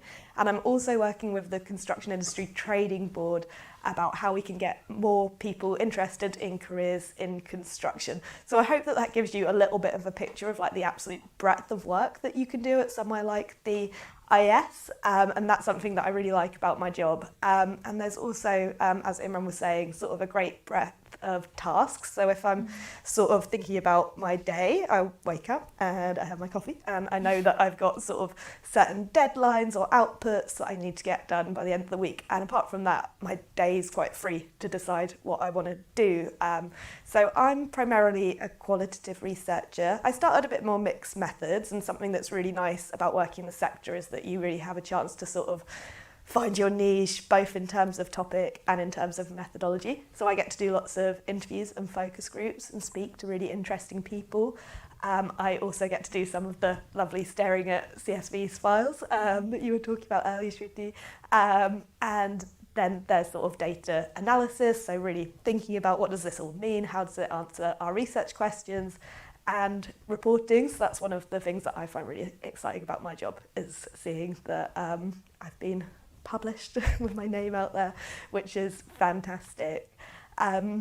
So I started at IES as an intern right after my master's degree. I've got background in sociology and social research methods. And I think one thing that I wanted to say at this event in particular was that when I started, I was constantly waiting for somebody to find out that I shouldn't be there. And I've since found out that basically everybody thinks that, especially people that might be from like underrepresented backgrounds in the industry, but like literally everybody does. And so I think that what I would sort of advise to you guys would be that if you're interested in working in the think tank scheme, get some primary research skills if you have the option to like do a survey or interviews rather than just desk-based stuff as part of your degree. Do that, but also apply for jobs even if you don't hit every part of the person spec, because you know that people perhaps with a bit more privilege will be doing that, and you should too, because we learn skills. We were not born researchers and think tank workers. You really develop them as you go, which is a really cool part of my job. Great, thanks very much, Kate. There's a lot to agree with there. So I'll tell you a little bit about my journey as well. We may have a bonus panelist after that, but we will come to your questions too, so please continue to send them in. So I'm, to reintroduce myself, a senior economist at the Institute for Government. The IFG is a non-partisan think tank that's focused on government effectiveness, which means we have a lot of work to do at the moment. But I've been there for about 2 years, and I would say I never really intended to end up in the think tank sector. I was always terrified of it. You'd always see these extremely confident people who seemed to really know what they were talking about on TV, and I just thought I wasn't really expert enough for it. I was in the civil service before, also as an economist. But I saw that IFG was recruiting an economist, which I'd never seen it recruit for an economist before. I'm only one of 3 at the organisation, so I thought, wow, I may as well give it a go. I'll never get it anyway. But so very much second Kate's advice about going for it, because it obviously worked out. And completely agree that once you get in there, they're nowhere near as terrifying as they seem from the outside. You realise that everyone in think tanks is moving around from topic to topic, trying to get to grips with something incredibly complex in a very short space of time and form a view on it. That is the nature of the work, and it's really fun. And once you realise that everyone's doing that, it is a lot less intimidating than it is from the outside. I'd also say it's a great place, certainly the IFG, but I think other think tanks are probably the same. They're great places to really support you to learn new skills. So I am, like Imran, a trained economist. All of my time studying and career before I joined the IFG was having a great time buried in spreadsheets and statistical software, very much doing the analysis to support other policy advisors, that sort of thing. Don't get me wrong, I really enjoyed it, but the IFG is a lot more diverse. I've had to learn qualitative research skills. I've had to learn communication and influencing skills. So I need to sort of do the full spectrum of things. And I think it's been really valuable, and I felt really supported to be able to do that. So I'd say don't worry about being able to do everything that you'll end up needing to do in a think tank. I don't think there are many roles where you have to have such a diverse skill set, because there tend to be very small organisations doing a large number of different things. So I will stop there and introduce Kavya Sangam from the consultancy team at New Philanthropy Capital, who can tell us a little bit about a day in the life over there. All right, okay. Am I audible? Is the mic working? Yeah, it is. All right, so hi, nice to meet you all. I'm Kavya. I'm a researcher at New Philanthropy Capital. I started this role almost 5 months ago after graduating from Imperial College Business School. And I always wanted to get into the think tank sector when my past internships in the social sector made me realize that somewhere charities need guidance about the strategy that they should be implementing, because somewhere the day-to-day life that they have is often just involved in managing the resource constraints that they face, but not as much about the strategy and actually thinking and wondering about what should be done ahead, what are we doing right, what could we do better, all of that. And in this manner, I found NPC to really be like a blessing, because it does exactly what I think a think tank should do for the social sector. So here they offer this kind of guidance, not just in terms of research and consulting services, but also in the form of free resources, publications, events, and more. I really enjoy that my economics background comes very handy here, because there is so much quantitative and qualitative data analysis involved, as well as a lot of economic writing, and also a little marketing here and there, which is one of the electives I had back in the day when I was studying. I really enjoy that working in a think tank gives you the opportunity to work on a breadth of causes. You know, even in just a little less than 5 months, I've worked in education, gambling awareness, youth mental health, housing, and these are just the direct projects I had been working on. Indirectly, I've also worked on uh, providing grants, and that itself means that there is again a wide variety of causes that are being tackled by the funds that I am giving advice on how to be directed.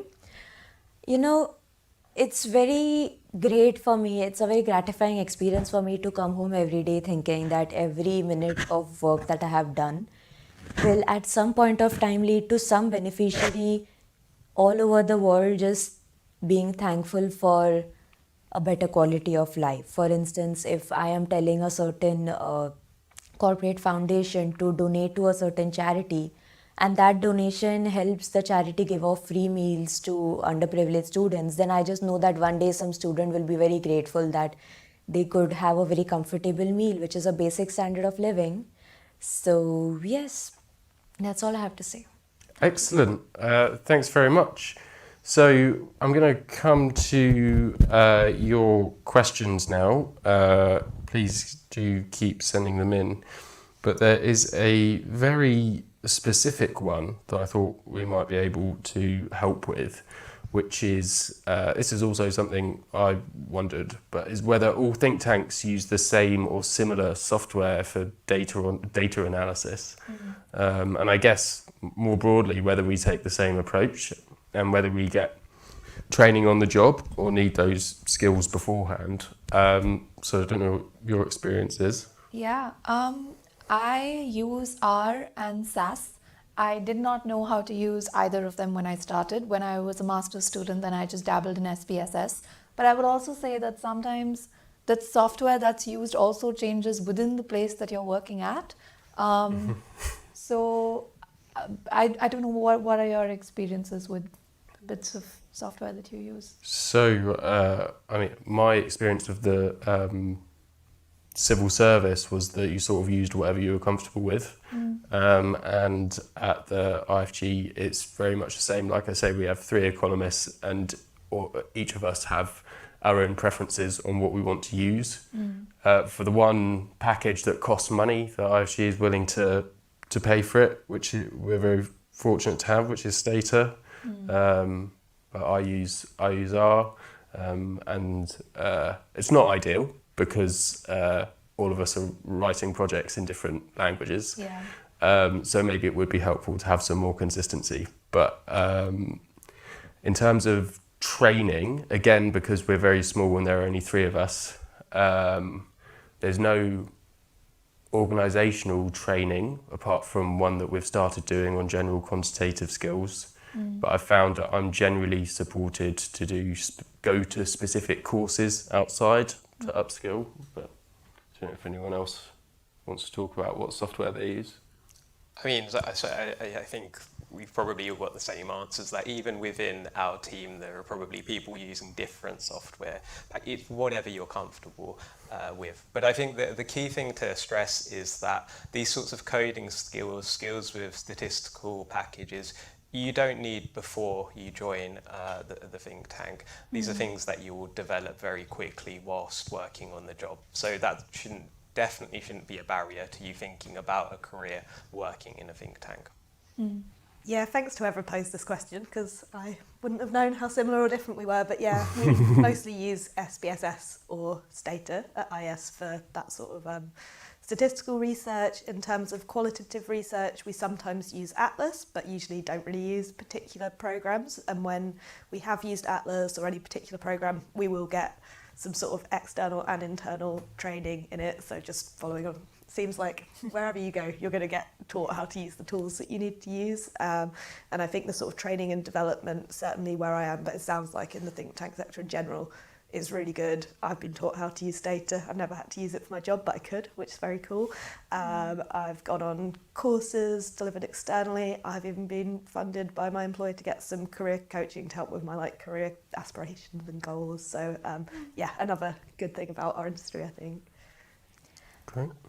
I would say that what software you use, kind of, at least in NPC, I think it also depends on who else in your team is handling the data. Because, for example, if it's just you doing the data analysis, then you might have greater freedom of softwares, because then it works with what you're comfortable with, and all the rest of the people in the team need is just the analysis itself, just the results. But if it is not just you but also others working on it, then maybe it would be decided like based on what skill sets the people have, whoever wants to work on the data, what skill sets they have, what packages they know. Usually, at least in NPC, the kind of work that we have, it often involves more qualitative data and less quantitative data, because some charities just do not record quantitative data that much, but often even Excel does the job. Great, thanks very much. Hopefully that answers someone else's question on whether you can learn quantitative research on the job or teach yourself. I think it's definitely yes. If anyone has any specific recommendations about good learning resources, then add that into your next response. But there's another related one on data.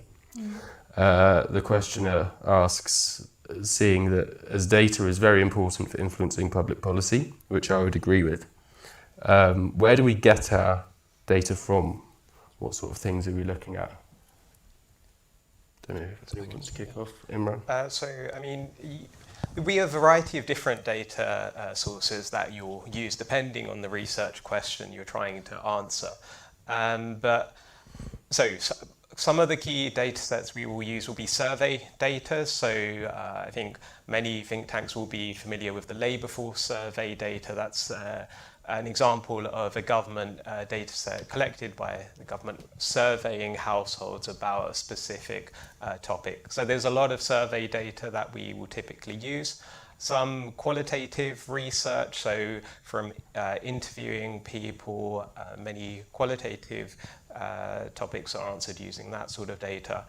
Increasingly, what we're starting to use more is administrative data. So this is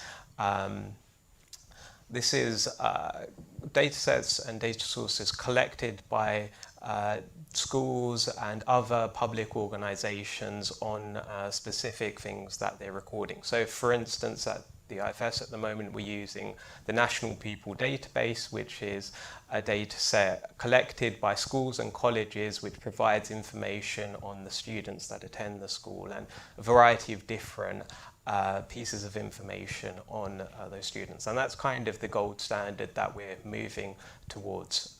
So in a nutshell, there are a variety of different data sources that you'll work with depending on the research question you're trying to answer. I agree. I would like to build on the very last point that he said about it depends on the research question.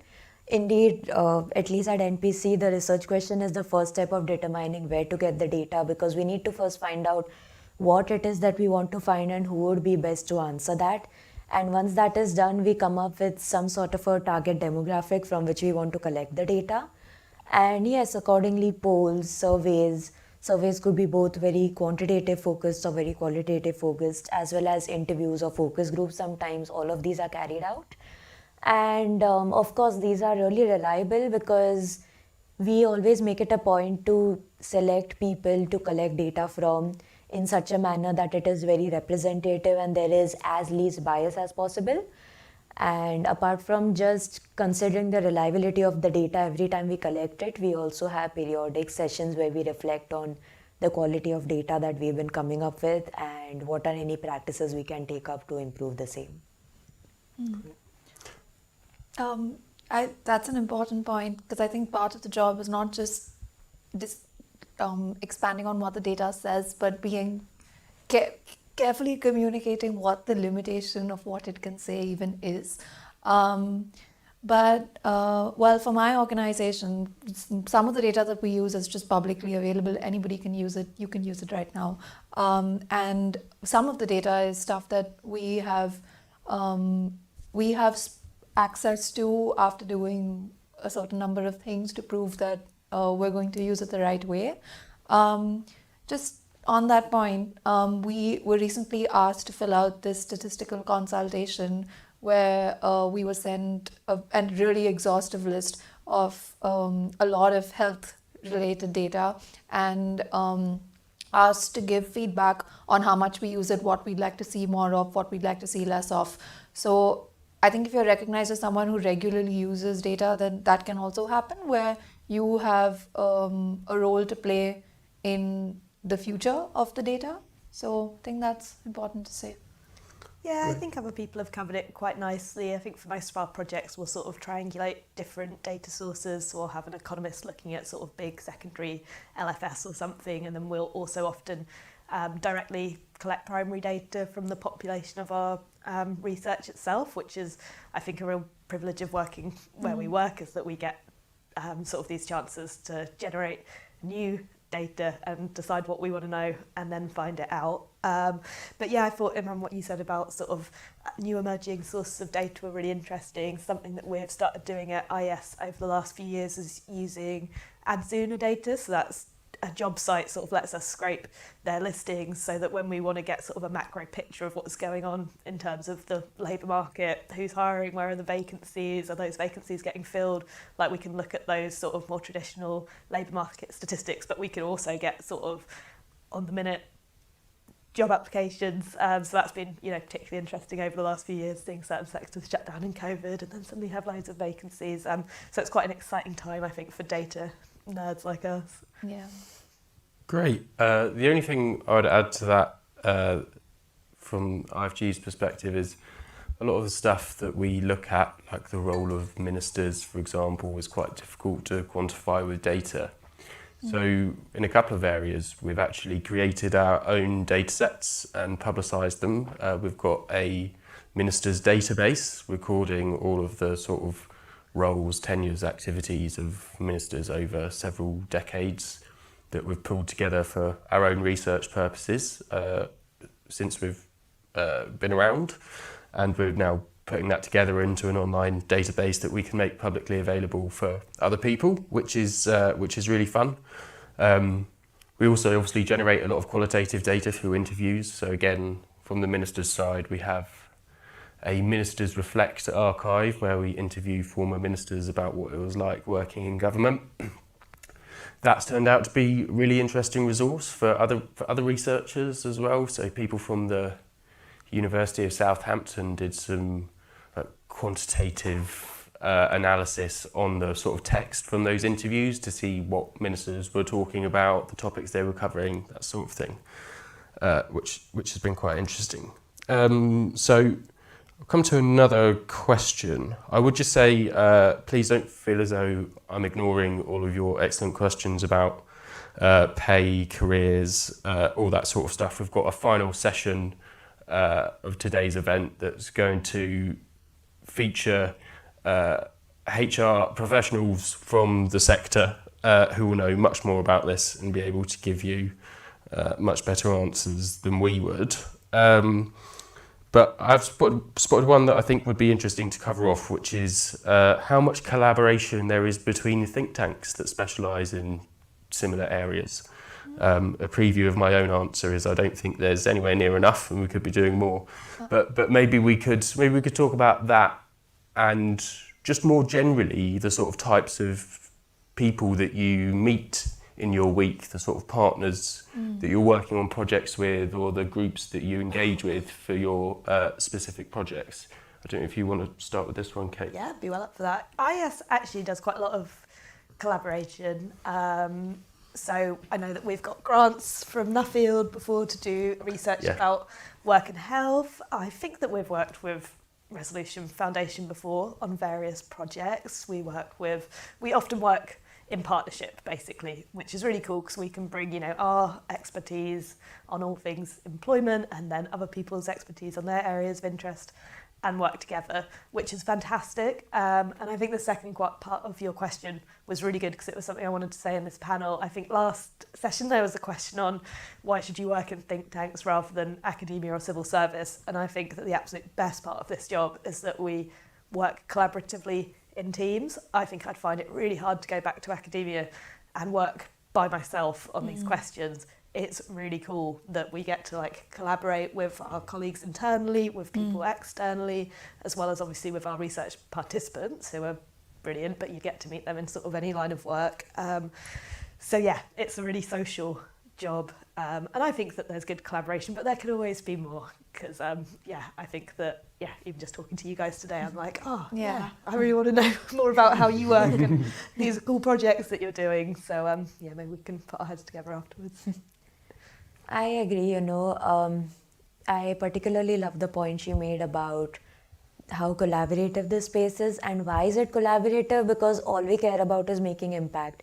And if it requires that we come together with different partners specializing in different aspects of the work, then why not?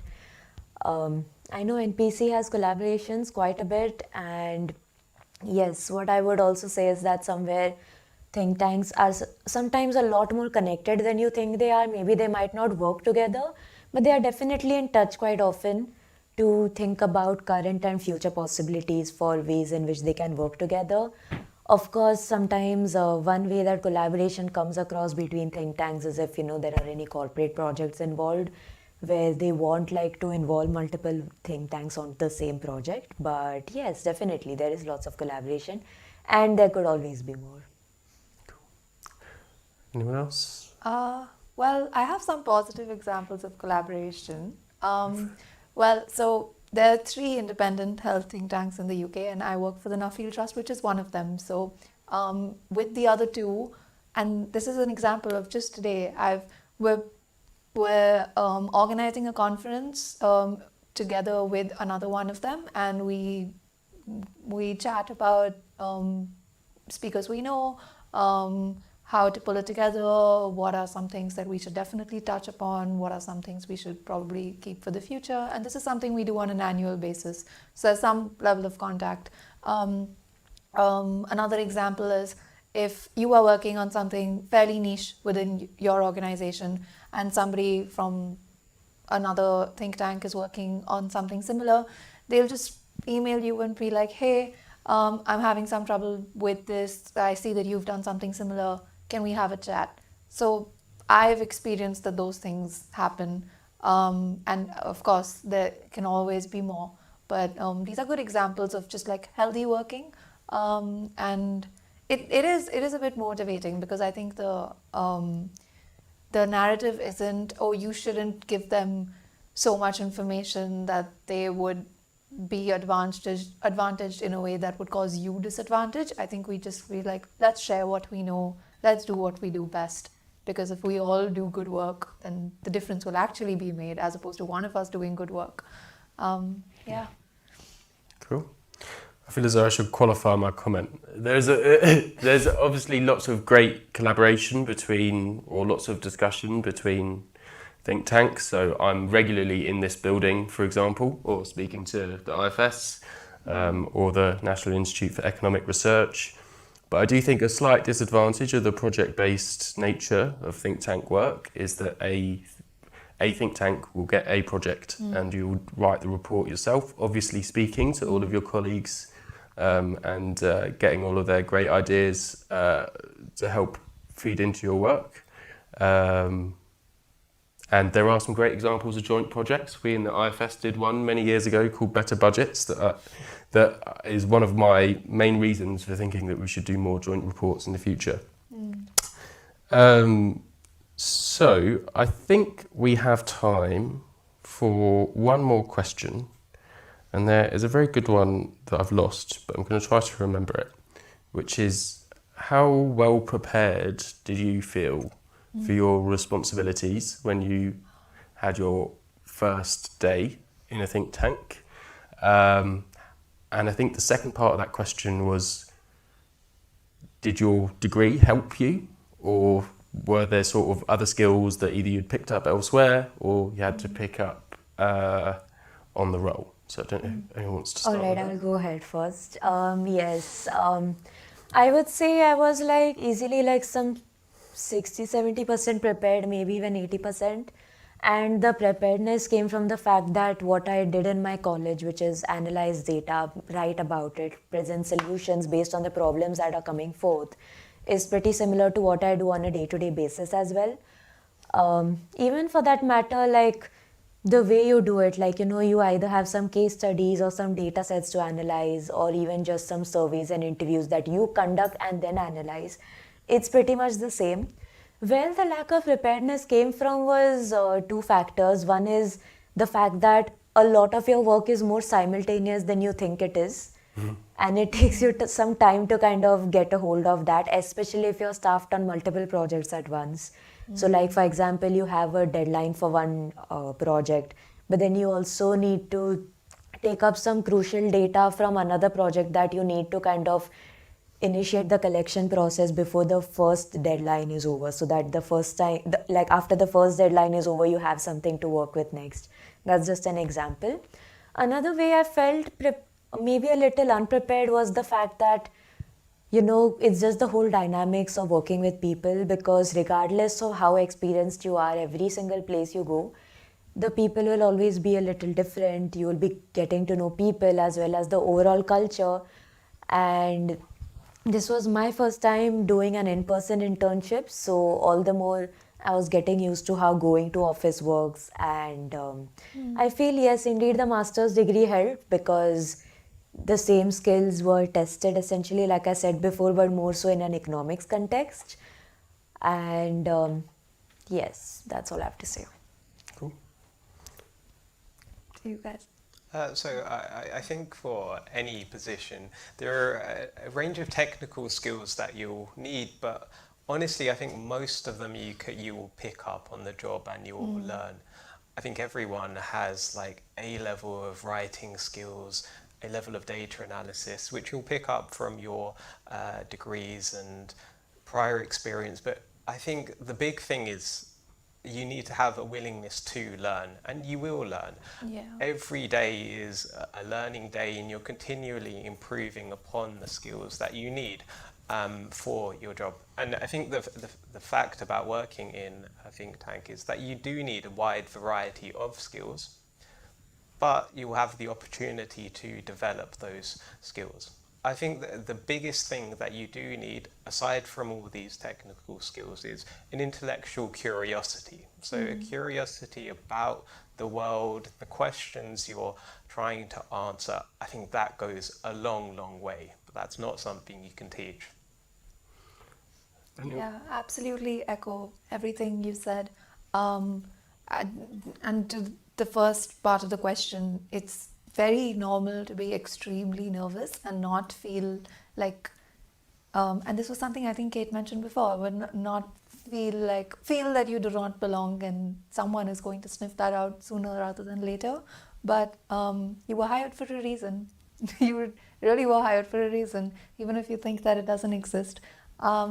And the second part, to answer the second part of the question, what did the education help with?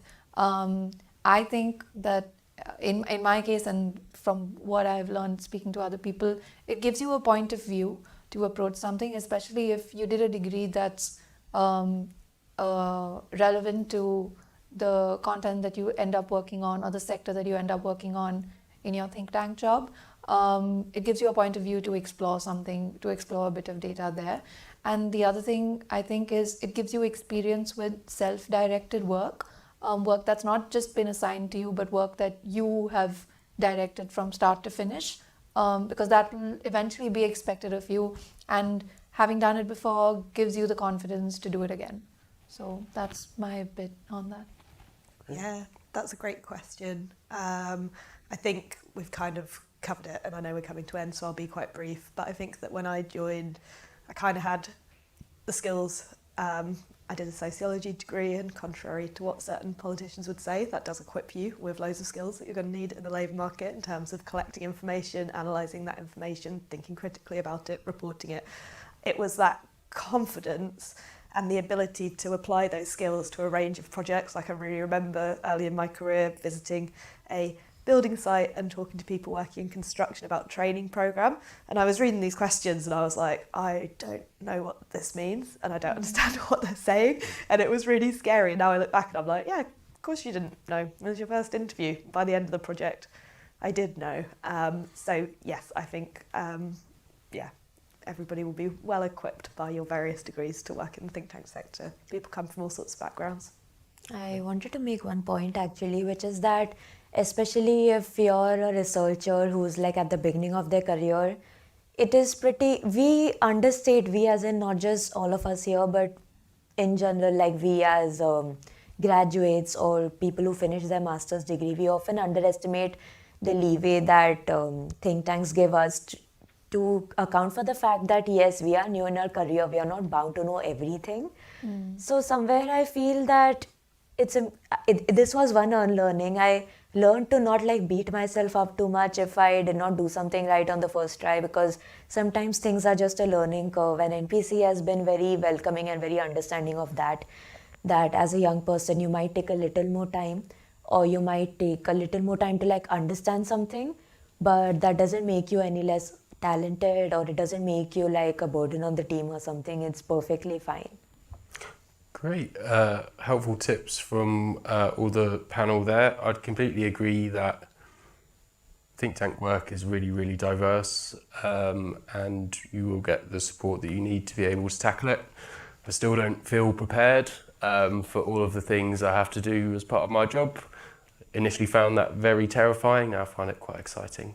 It's one of the great things about working in the sector. So I'd just like to thank the panellists for joining me today. I hope we've given you some insight into a life in the day of a researcher. We are probably all findable either on our organisation's websites or on LinkedIn. If you want to get in touch with us with any additional questions about our specific roles, organisations, or general advice, we will try to help where we can. And there is going to be a short break before the final session where hopefully you'll get through at least some of the many questions you have on HR stuff. Thanks very much.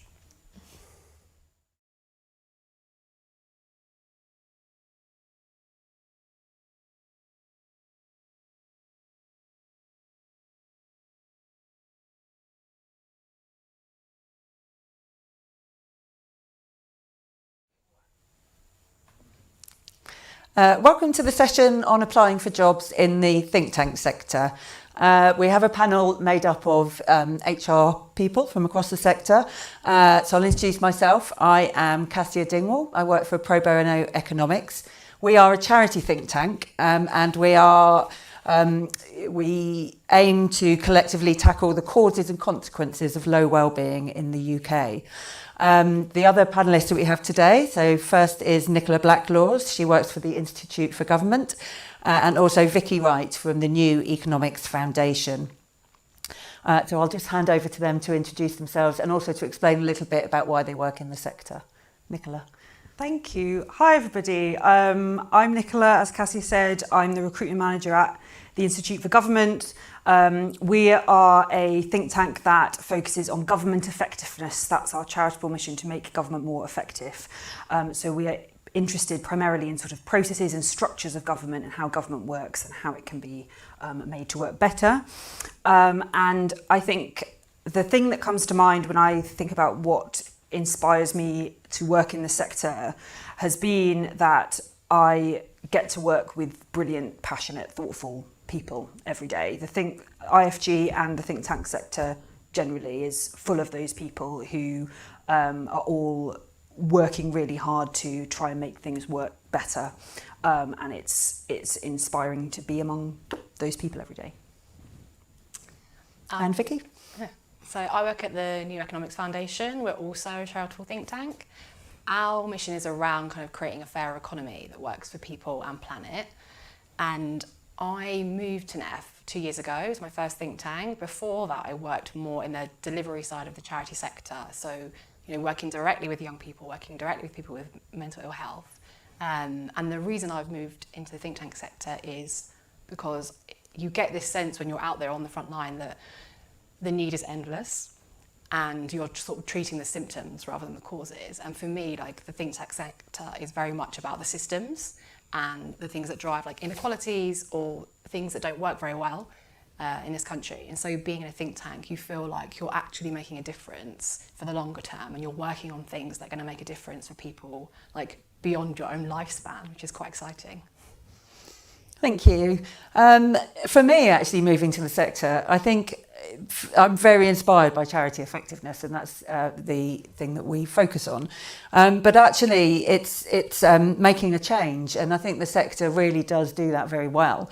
And when I was reflecting on it, one of the things that came up was that just nothing feels better than a policy win. I think when you're using the evidence from the organisation and you have a policy win that's really going to change lives, that feels very powerful. So this session we're going to be looking on the type of skills that you need within the sector and things that you can showcase through your application, how and where you can apply for roles. And we're also going to have a look at the role of AI in recruitment and what you should be thinking about there. There is going to be time for questions at the end, and if you can put those on Slido, that would be great. So I think the first thing that we're going to look at is going to be around your core skills. And Nicola, I wonder if I can ask you what your advice is for people looking to work in a think tank, and what sort of skills are recruiters looking for? So I think, although obviously I'll caveat this by saying it often depends on the specific role that you're applying for, the specific organisation. I think there are some things that are applicable across all think tanks and all sort of research roles. The first thing is writing skills. I think certainly we at IFG and all think tanks really are really interested in people you've got to be able to write clearly and directly. And convincingly, persuasively, be able to write an argument in a sort of convincing, make an argument in a convincing way. That doesn't mean you have to be able to write in the specific style of that think tank. You might find, if you've read a lot of different think tanks' work, that there can be small differences in between the styles of different reports. We're not saying you have to be able to write in IFG's style, for instance, from the get-go, but you have to be able to write clearly and directly and effectively. So that's the first thing. The second thing I think is analytical skill. Being able to look at a bunch of information and assess it for comprehensiveness, for bias, for accuracy. And sometimes when I say that, people assume that means you need to have really good data skills or really good quantitative skills, and that's not always necessarily the case. Some roles will major more on that than others, but you shouldn't think that analytical skills only means data skills. It also means qualitative skills as well.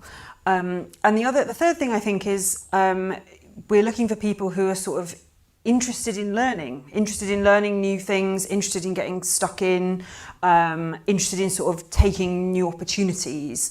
That's sort of, especially for more sort of junior roles or entry-level roles, I think we're all really keen to sort of have applications from people who are excited to learn.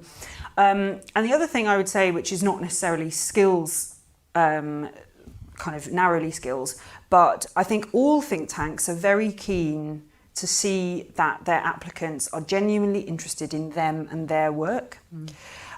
You'll find if you've, and I think this has probably come out of the previous sessions, you'll find that all think tanks are slightly different. We've all got slightly different focuses, we've all got slightly different expertise, things that we do and don't spend our time researching.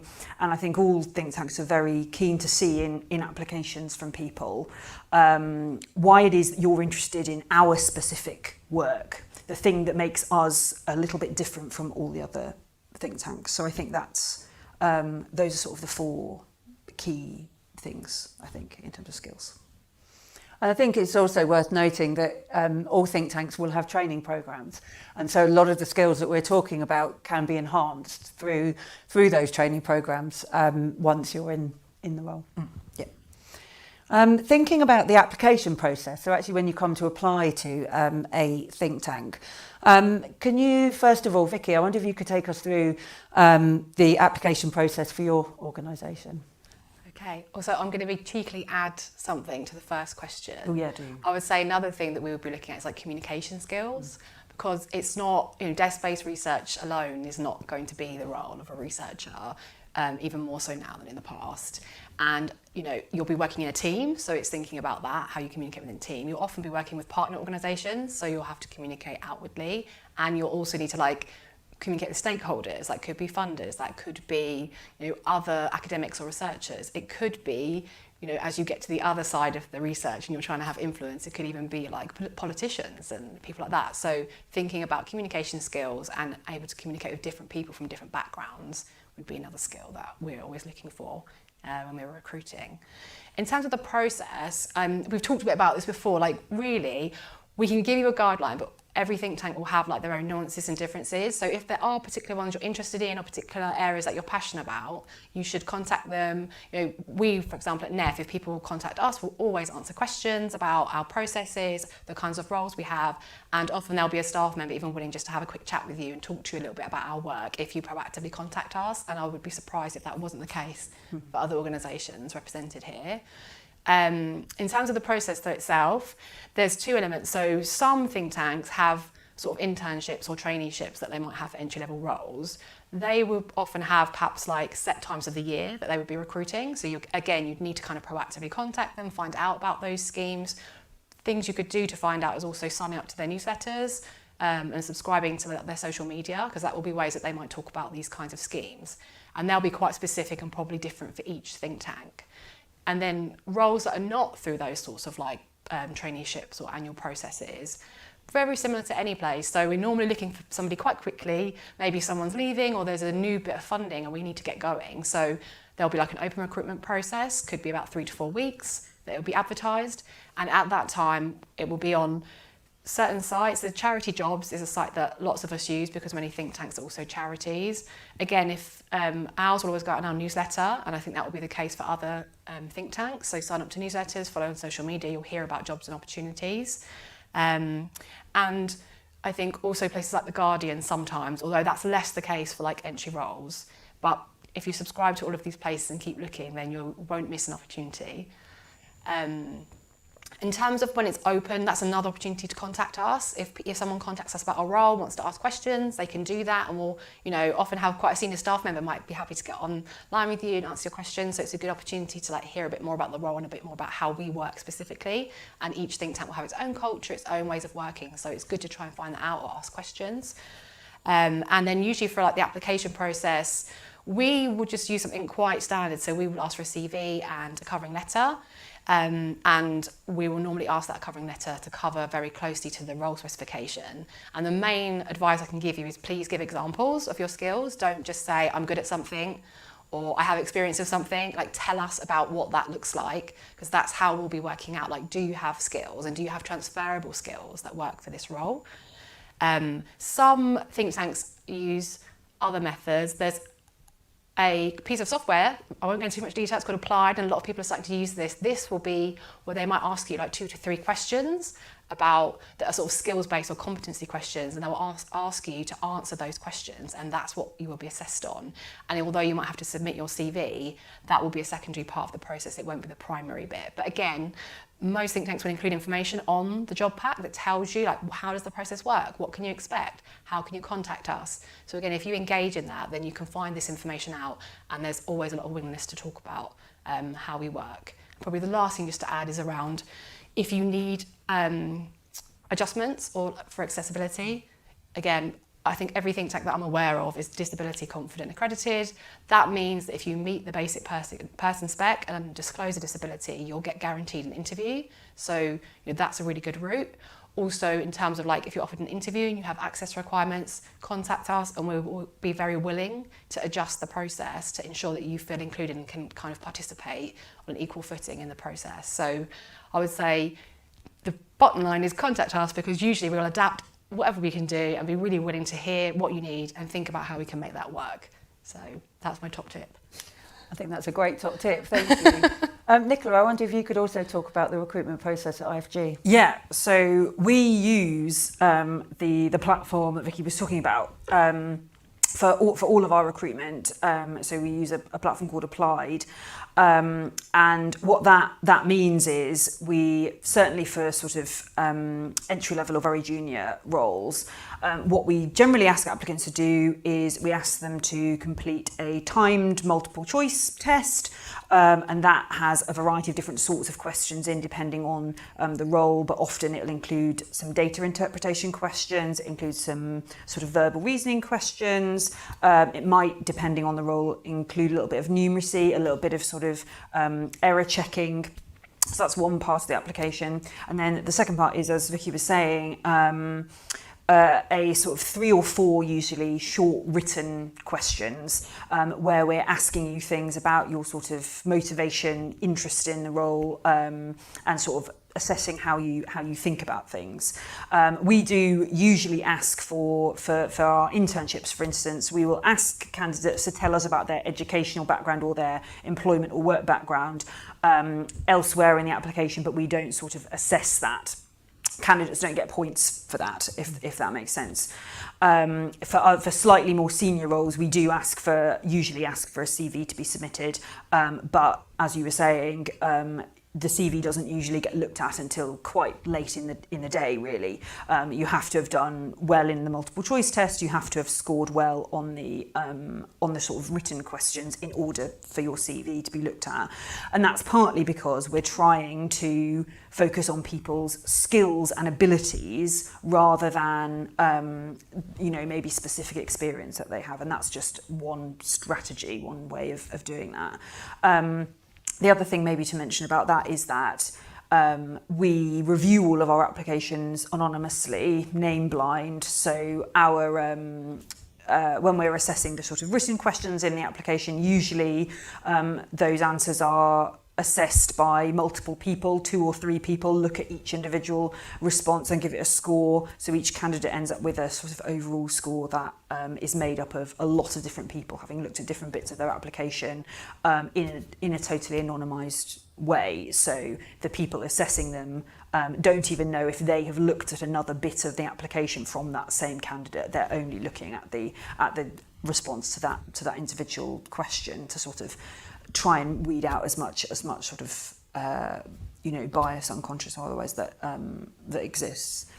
And then the final stage for us usually is an interview after that. For junior entry-level roles, there's usually only 1 interview.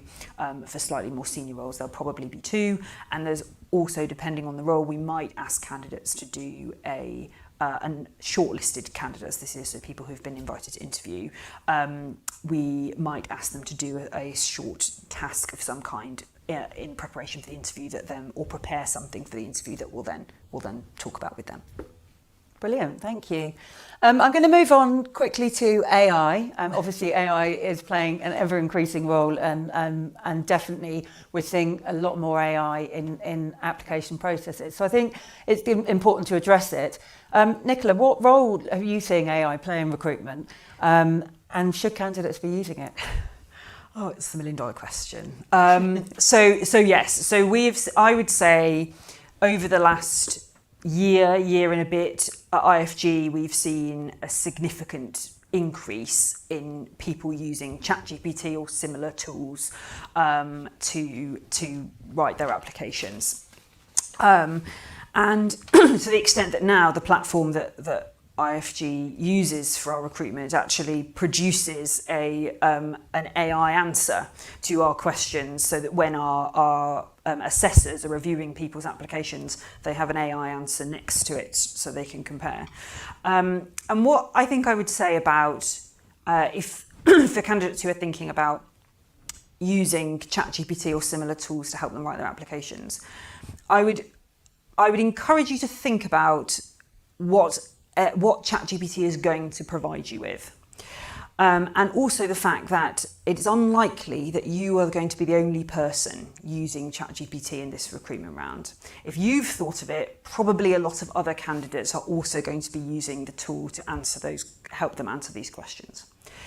And what that means is that because ChatGPT can't really produce anything original yet, currently, but it can't at the moment, what I've observed over the last year is that what happens is you end up with a lot of applications that are very, very similar to each other. Very similar in terms of tone, very similar in terms of structure, very similar in terms of the sort of ideas that they're suggesting. And that, I don't think, really sets you up as a candidate to progress through the recruitment rounds as you might hope to, because it's making it more difficult for us as recruiters to see you as a candidate properly, to see we're interested in your ideas and your experience, regardless of the application process that we use. That's really what we're interested in. And over reliance on ChatGPT or similar tools makes it harder for us to see that. It makes it harder for us to figure out whether you and the role are a good fit for each other. And it also it makes it difficult for you to stand out from other candidates, because it makes it more likely that your application is going to be very, very similar to a lot of the other applications that we're looking at, and particularly with high volume roles, which junior roles, entry-level roles tend to be. An example is the last time we recruited at IFG for research interns, we got around 700 applications for 6 positions. So there's we're looking at a lot of applications. So it's really important to stand out as much as you can, and the best way to do that is to talk about your ideas and your experience. And I think ChatGPT or using over-reliance on those tools can make it harder to do that, I think. And I think it's worth mentioning that lots of recruiters now will get up sample answers through AI to benchmark responses against, so it's much easier to spot those that simply used AI technology rather than putting their own impressions onto those. Thank you. We're going to turn to a Q&A now, so I'll answer some of the questions. I'll ask some of the questions that have been answered using Slido. So that will be I'll push those out to you. If you have any questions, please do go on and ask them now. So I think the first question that we're going to go to is around what are the prospects of securing a job in the think tank sector as an international student? And Vicky, I thought I might put that one to you. Thanks, Cassia. At the risk of sounding like a kind of broken record, it will be different for different think tanks. Many of think tanks will not offer sponsorship. So it is something you're going to have to do a bit of research on, and you're going to have to, contact them or look at websites to find out where this might be a possibility.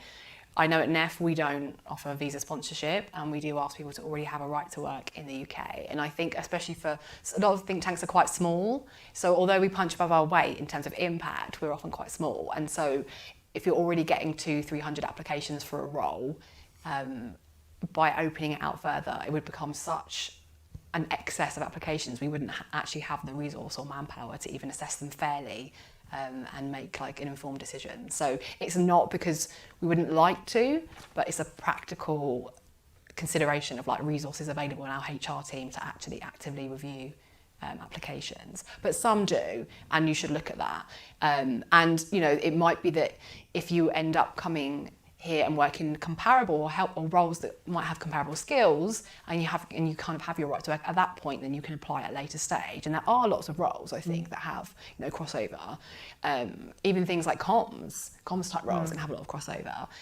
And working in areas like even marketing, actually, we've had that, because again, some of the skills that you learn around how to kind of like synthesize information can be really relevant.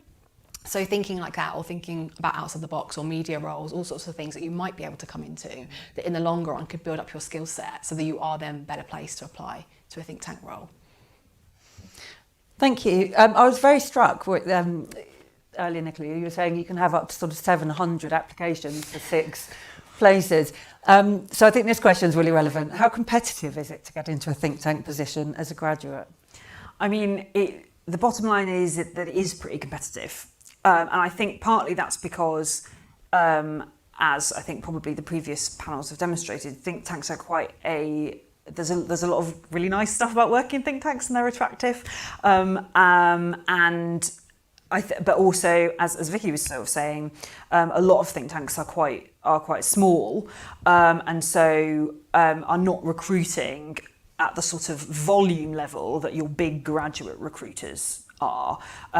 So as I mentioned, at IFG we have a graduate internship program. We have 6 research interns and 1 communications intern every year, and that's, relatively speaking, quite a lot of interns. I think we're on the larger end of the think tank spectrum in terms of how many of those sorts of roles we have available regularly. So it is pretty competitive for those reasons, that for volume and frequency of recruitment, and because of the attractiveness of the sector.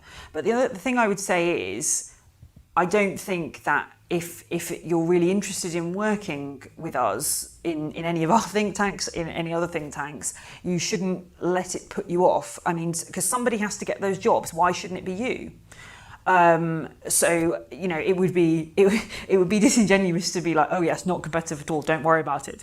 But if you're interested, don't let it scare you off. Thank you. I think that the next question I'm going to move to, Vicky, how long is a typical hiring process timeline for a think tank? How far out before finishing a degree should people start applying? I mean, I think I covered this off a little bit earlier, which is around it depends on the types of roles that we're talking about. So for kind of graduate or internship ones, which you might be to speak a little better to, there often is like a point in the year or a point in time that often coincides with when people might be finishing university, that those roles will become available. They're not like an open recruitment or open all of the time. Whereas other roles like researchers, assistant researchers, they could come up at any time. So you do need to be aware of that and keep an eye out. And then that process will be much faster. And if you were still at university, you probably wouldn't be able to apply for one of those, because we'd be hoping you were going to start ASAP, because we probably would have needed you yesterday to start the role. But also, this is probably a little bit of an odd one to say. Sometimes even if you don't think you'd be able to do it, you could apply anyway, because the process of applying and getting in and having interviews can be really good, and there could be an opportunity. We have definitely had people that were at university and weren't ready, and then we thought they were so good that we ended up thinking about ways that we could delay that piece of recruitment or to bring them in, because we felt that they were a really good fit for the role and they would really add value. So don't let that put you off either. If you are thinking, oh, I can only apply at this point, or when I'm ready, or when I've had this experience, you know, put yourself out there, and then you've got the opportunity and you've got the chance of getting the role. But if you don't put yourself out there, you're not going to get the role. Yeah, I think, yes, you're right that some things are recruited for at specific points in the year. So the internship program I was talking about before, IFG's intern, we're just about to start, you know, February, March is our time that we're sort of opening applications for September. So, you know, a fair amount in advance. Our new cohorts will start in September, but the rest of our recruitment is sort of spread out throughout the year depending on demand. I'm going to move on now to qualifications, and I think this is a question that we've seen come up in this event quite regularly, and it's how important is having a master's degree or any kind of postgraduate degree for entry and progression in the sector. And I'm actually going to tag on a second question here, which is around do you need to have an entirely relevant degree, or can professional experience substitute for that? That's a great question. You're right. It's something I think people are thinking about often. I mean, I think by and large, you do not need to have a postgraduate degree. I think the vast majority of think tanks realistically are looking for a degree, an undergraduate degree, but postgraduate qualifications, I find, are rarely a requirement. And if they are a requirement, it will be for a very specific type of role. So if you need a specific sort of expertise or specialism, you know, a think tank that's sort of very focused on economics, for instance, might be looking to fill a particular role, and they might say, and we'd like somebody with a master's in economics. But, you know, I know at IFG, I can't think of anything that we've recruited for in the last several years for which you've needed a master's or a PhD for. And in terms of sort of, you know, other professional experience, or whether you need to be, you know, another way of interpreting that is that, are we only looking for people who've just finished university, or is there a sort of option to join us slightly later on in your career? And the answer to that is definitely yes. So, you know, our IFG's current group of interns, we have one of our interns who's had a career for several years in a completely different sector, and then decided that they wanted a change, and have come over to us, and that's happened to us a few times actually in our internship program. So I think, you know, no, it's not the junior, the entry level roles are not solely for, you know, box fresh straight out of university. Brilliant. I think we've got time for one quick question, which actually I'm cheekily going to answer because it's a subject very close to my heart. And that is whether there are flexible, hybrid and part-time options in think tanks, and there absolutely are. Think tanks, like the rest of the world, have become much more flexible since the pandemic. And it's something that I know certainly within our organisation that we really focus on when we are looking at people coming in, and it's very important to us to make sure that we are looking after staff wellbeing, and I know that flexibility is certainly something that people are very keen to have. So yes, absolutely, there are those options available. So I think that's it in terms of questions for today and the time that we've got. So it really down to me now just to say thank you to everyone for attending today. I really would encourage everyone to apply to the sector. It's a fantastic sector to work in, and one and which I know the panellists will agree we've all been very happy working in. Also just to thank everyone for organising and participating today, and for taking part in whichever way they have. So the last thing for me is to encourage everyone to please complete the Equal Opportunities form. It's really important to us that we get the data from today and to understand who's been attending. And yeah, just to say thank you very much.